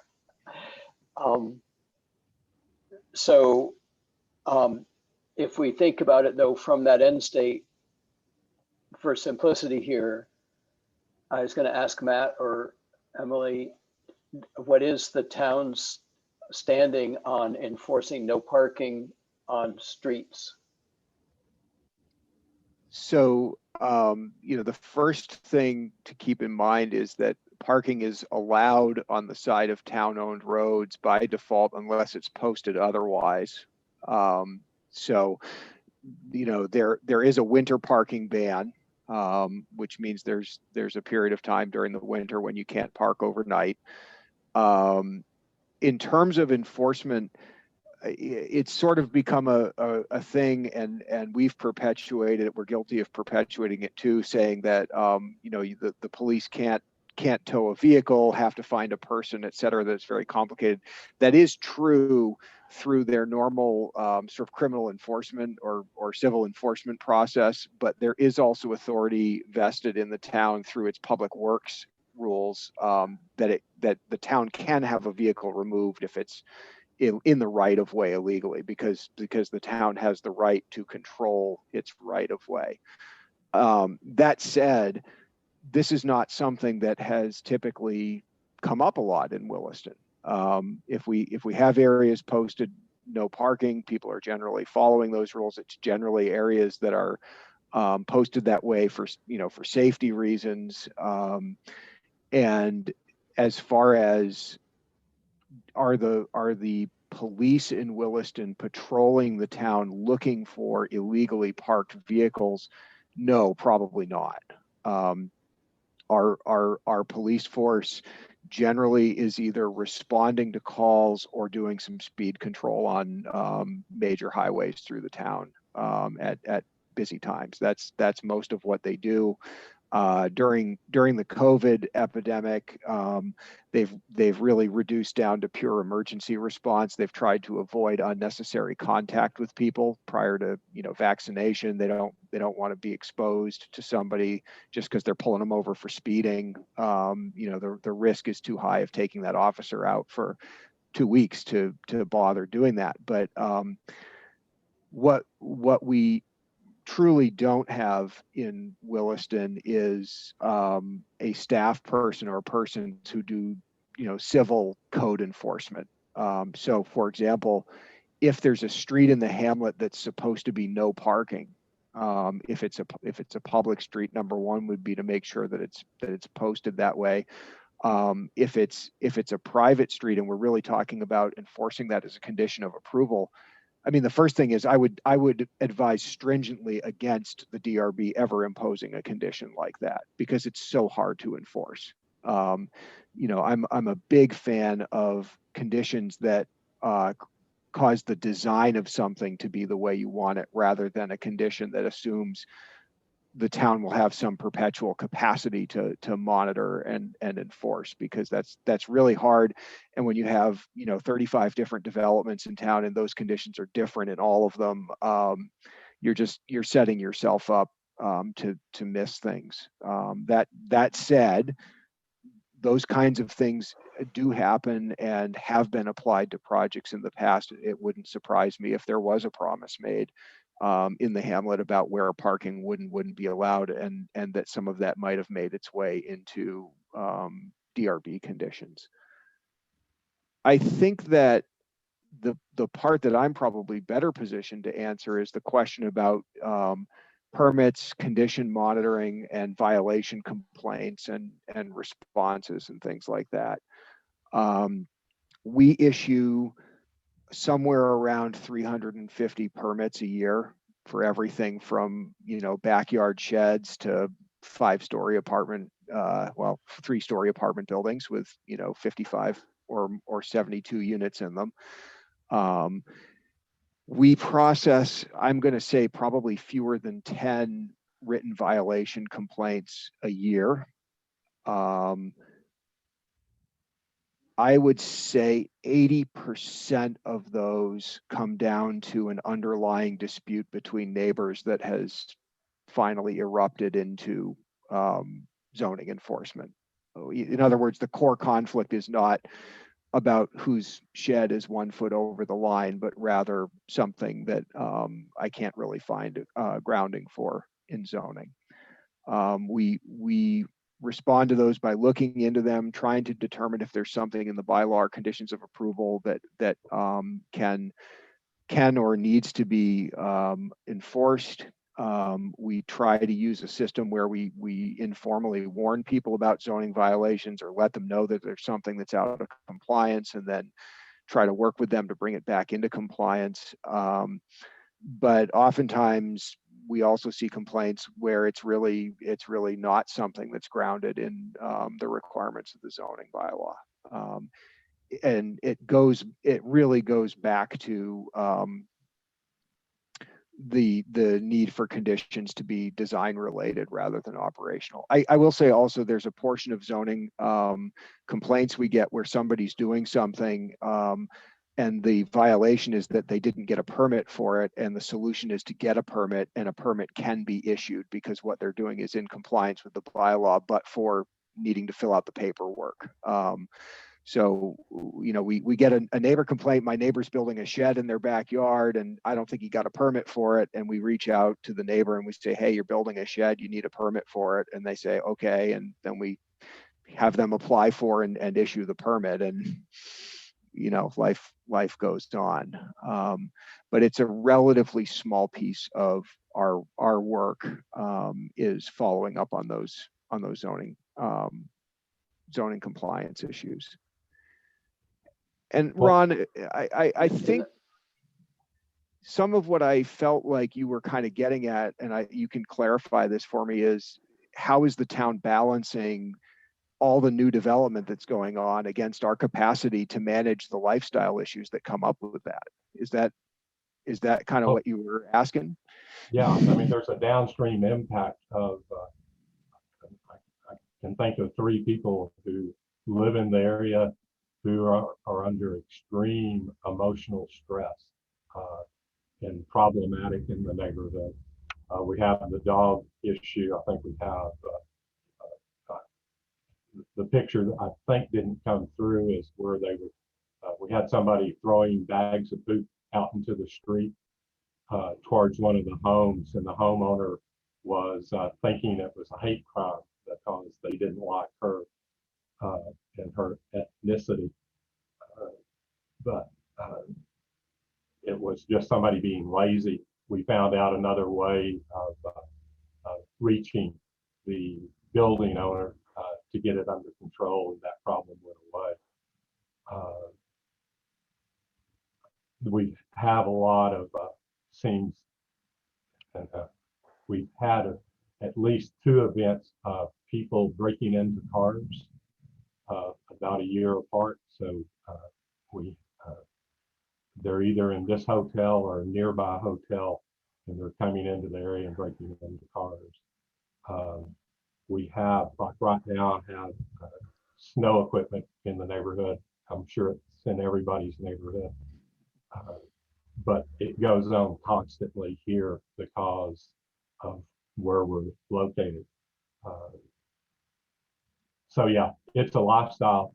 It's everybody getting in and into the area, and then the issue of poop pain comes up on Ison Farm and on the various trails. It seems like we need to come up with how do you enforce poop laws? And the issue I have from a criminal justice perspective or a crime prevention perspective, if the town can't enforce the rules, it begets more violations. If people don't see dogs who are running around not being put into some control, then it just contributes to that aspect. So that's the point I think I'm trying to get across, is we need more enforcement. Is there? Shayla, did you want to say something? Just a second, Jill. Yeah, I was just going back to what Matt was saying. I agree that, and I mean, and this is not a local zoning knowledge, but public health knowledge, that is the environmental solutions are much, much, much more effective always than the enforcement solutions. And so I don't think it's, you know, enforcing the poop law to me is going to be incredibly energy intensive and probably not super productive, versus either paying for and installing, you know, regular trash bins that would then have to be paid to be emptied, and or, you know, coming up with the dog park place in Williston. That seems to be one of the really big you know, things that's being requested. So I would Ron, I hear you and I hear your frustration, and I don't want to ignore that at all, but I really think that the solution needs to be an environmental one, because it's really hard to change people's behavior, including with enforcement. And I think that to get the result you're looking for, we need to come up with some other options. Yeah, I don't disagree with what you're saying. I just don't know what the environment can do other than trash cans and available poop bags, and then some entity paying to have those bags of poop picked up, because then you have the disposal issue of what are you going to do with all that waste. Yeah, and I will note that we have bag dispensers and trash cans along the multi-use paths around Central School, and we still have bags of poop and unbagged poop on the side of the trail. So there's some folks who will take advantage of those amenities, and there's others who still won't. And I think that it's a true statement that the town, as a whole, as we've wrestled with this, and Melinda Scott's the conservation planner. She's in our department. She's been at the forefront of a lot of this issue around dogs and access and managing impacts on the Oak Hill View Trail system. We have a limited set of tools available to us to deal with the management issues that we're facing. So at Oak Hill View Trails, the Isham Farm, we had people not following posted signage with very large lettering that stated that dogs had to be leashed. That meant that dogs were leaving the legally established trail easement over the private land and were causing an impact to ground nesting birds and other habitat resources that the landowners are actively managing to try to support. So we tried a couple different versions of enhanced signage over the last year or so. We tried a release in the paper, some other things, essentially education strategies. Didn't have a lot of success. And we're in a situation where that easement allows for a total unilateral 2-week closure of the trail by the landowner without any agreement from the town. Should the landowner find that impacts are untenable, we didn't want to do that. The landowner didn't want to do that. We sort of looked at it and said, well, we've tried doing what we can with education. We can't have a dog officer out there. We can't be out ticketing people. We simply don't have the resources to do that. The next step is a policy decision, not allowing dogs on that trail system, and we'll see how that works. That may or may not work. People may still bring dogs there, and the next solution is a chain across the parking lot, and that's really sad that's on the table or could be on the table. But we're in a difficult situation with that trail system.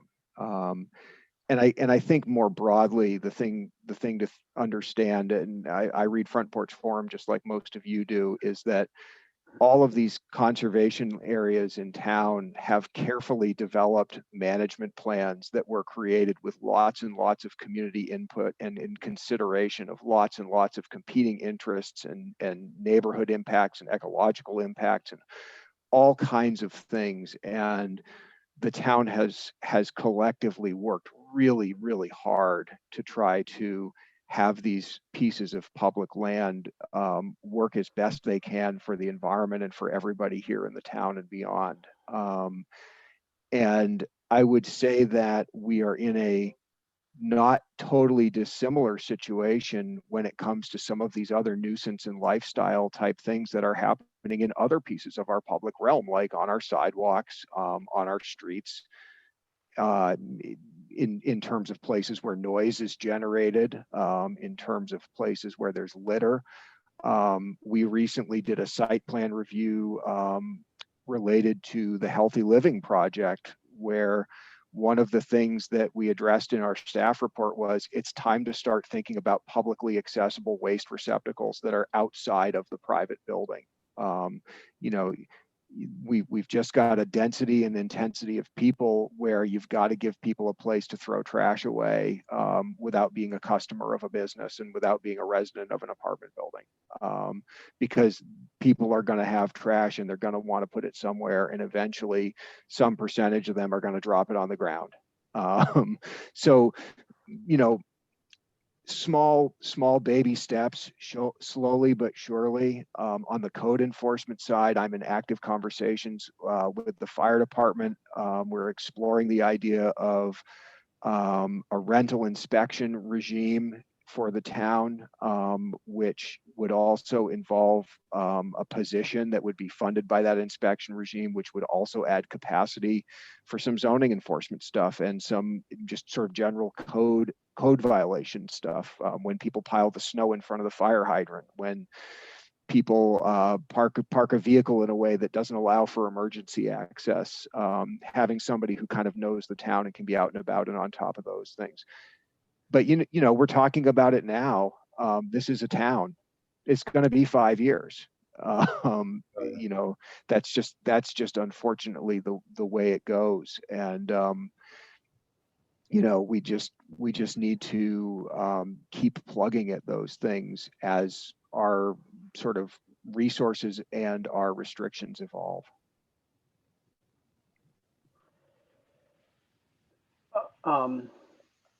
I live next to the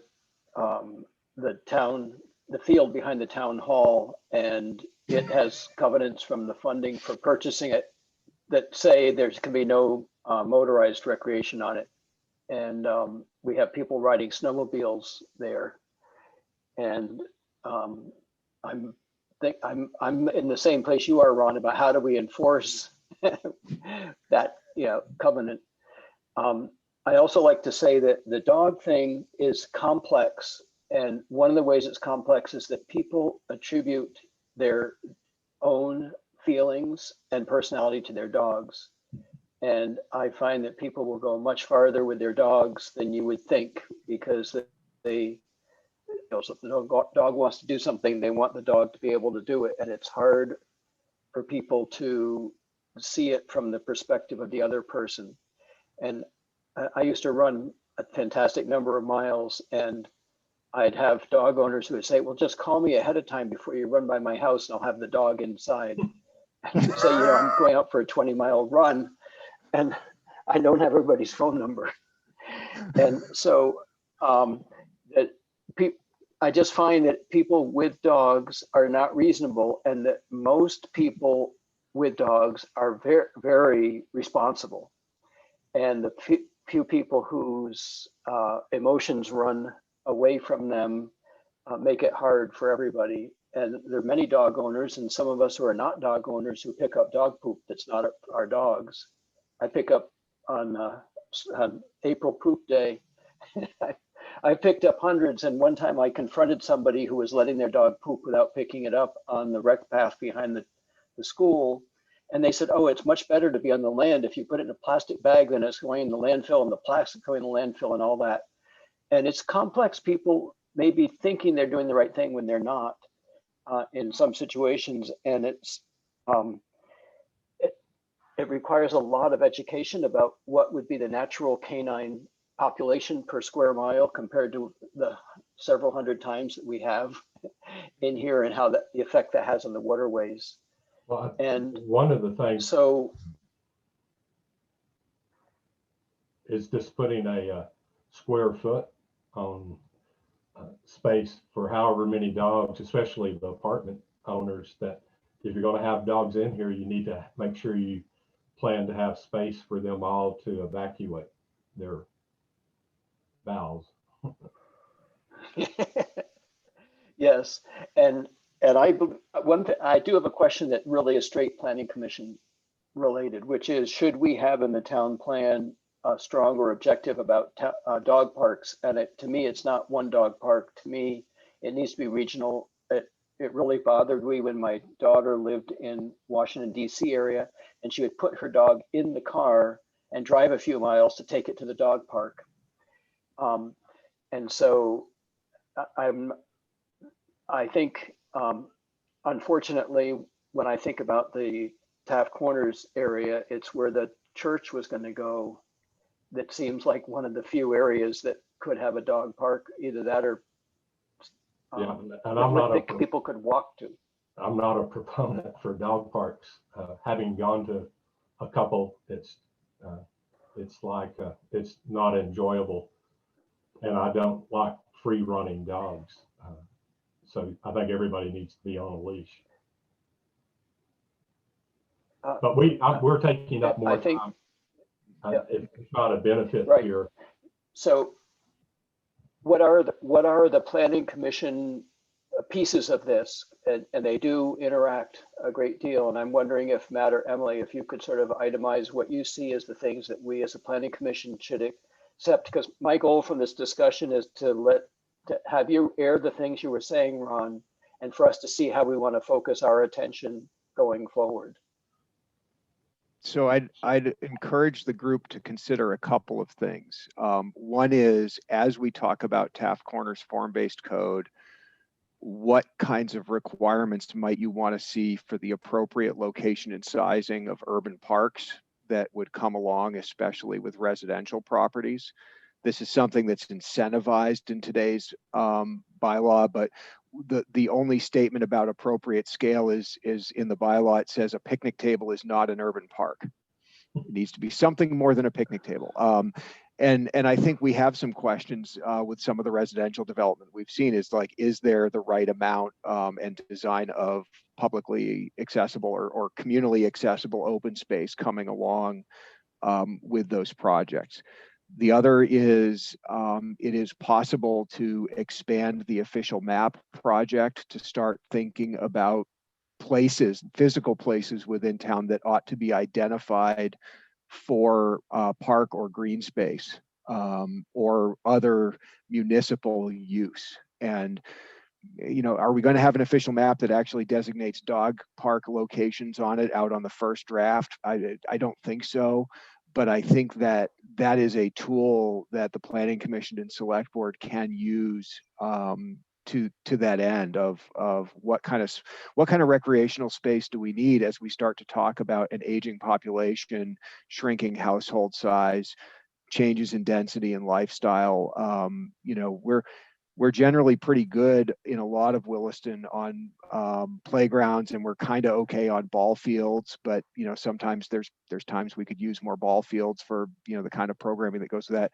What about the kind of parks that the median age person living in Williston actually wants to go to? You know, I don't remember if the median age is 43 or 44, but it's not 17 or 9. And so I think that that's a process to think about. Specifically as it relates to dog parks, I would expect a conversation to happen at the Select Board before the next town plan is up for drafting about whether there should be further study about the need and capacity and potential for such a facility, and possibly a capital budget conversation in the future about actually funding one. You know, you do a facility study for that, just like anything else. What land does the town own, or what land might the town be able to purchase? Does it have to be fenced? What's it going to cost? What's the permitting liability? And then eventually you come up with a, you know, essentially a dollar number and a site or a couple of sites, and you put it to the Select Board under the budget or to the voters if there's, you know, something that needs to be funded more intensively.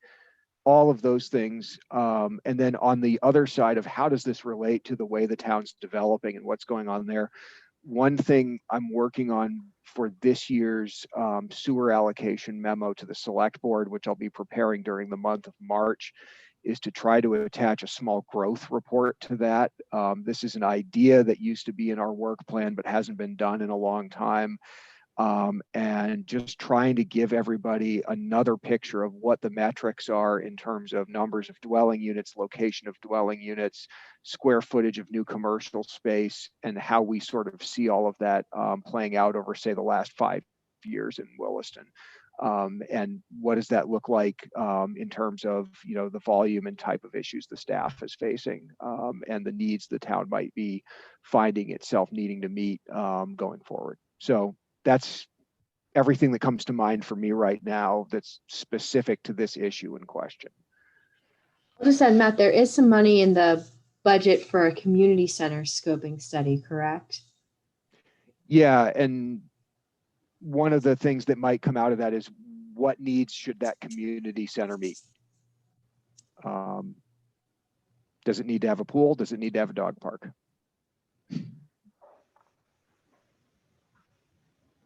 Gardens.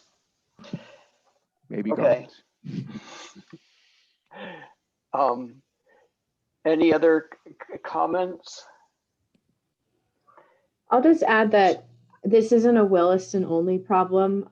I've been hearing from friends and colleagues across the state that we're seeing this everywhere in Vermont. There's such a high demand for recreation close to home because of COVID. So it's not just Williston that's dealing with these issues, it's everywhere.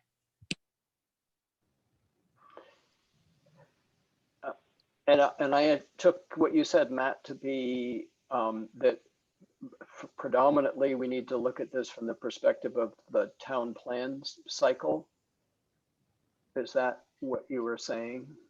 Well, I think a couple of the things are going to happen before we get into the next town plan. But yes, I also think that when we are drafting the next town plan, thinking about refining what we say about community facilities and recreation facilities, yes, certainly needs to be examined. But we've got a couple of things we're working on before we're going to jump into the town plan, like form-based code and official map, where I think there's also some room to talk about those needs and how they might be built into future growth in Williston. I actually brought up the public space thing in my interview and the form-based code conversation. I do think, and this is not specific to dog parks, but exactly your point, Matt, about public space for the average Willistonian. And that could be a multi-use space. It doesn't have to be a one thing. I mean, I keep going back to my idea that I think I share with Chapin of food trucks and concerts somewhere in Taft's Corners that is accessible and has parking and and I really do want to explore that in whatever place, either the town plan or form-based code is most appropriate. And again, I don't need it to be a very specific vision, but I do think that we are missing that kind of core center location.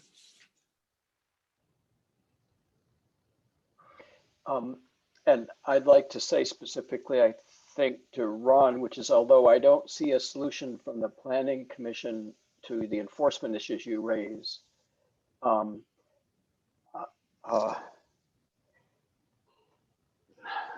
I forgot my thought. I apologize. Oh yes, I do support more dollars, I guess, in the budget for zoning enforcement, and the idea of having a position that maybe is shared between fire and apartment inspection and building code inspections and zoning. I think I would support that, and I think what you're saying, Matt, is that might be in the budget next year to have a shared position. So it wouldn't address poop, but it would give us more of a stake in addressing other kinds of violations that are more permanent.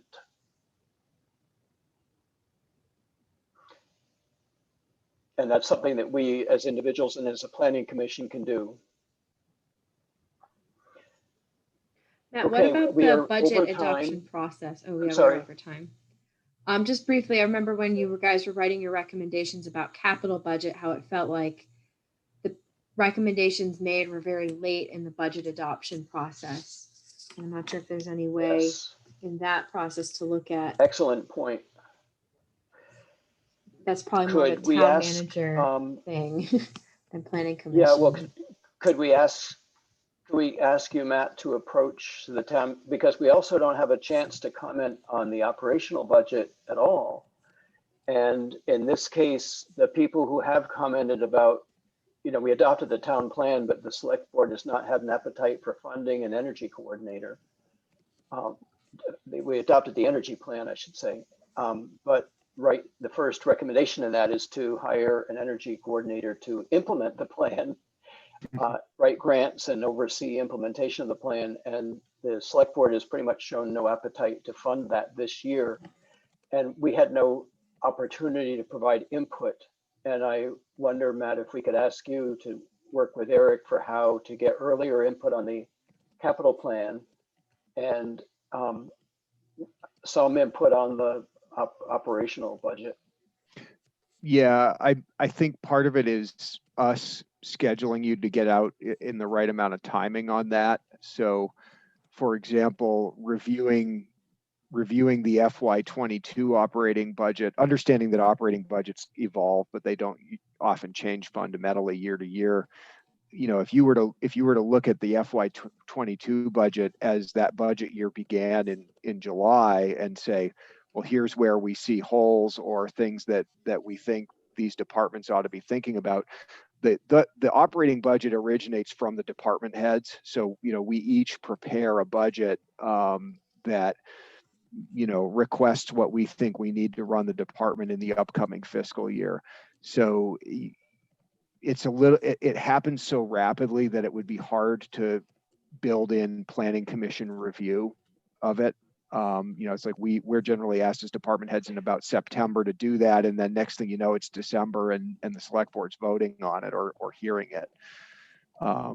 So looking at the one from the prior year might make just as much sense, because then you can write a memo and say, well, here, yes, dear town manager, yes, here are the things we really would like you to support yes, your department heads in doing in the upcoming budget. So saying, dear Eric, yes, tell Matt to put an enforcement position in his budget for next year.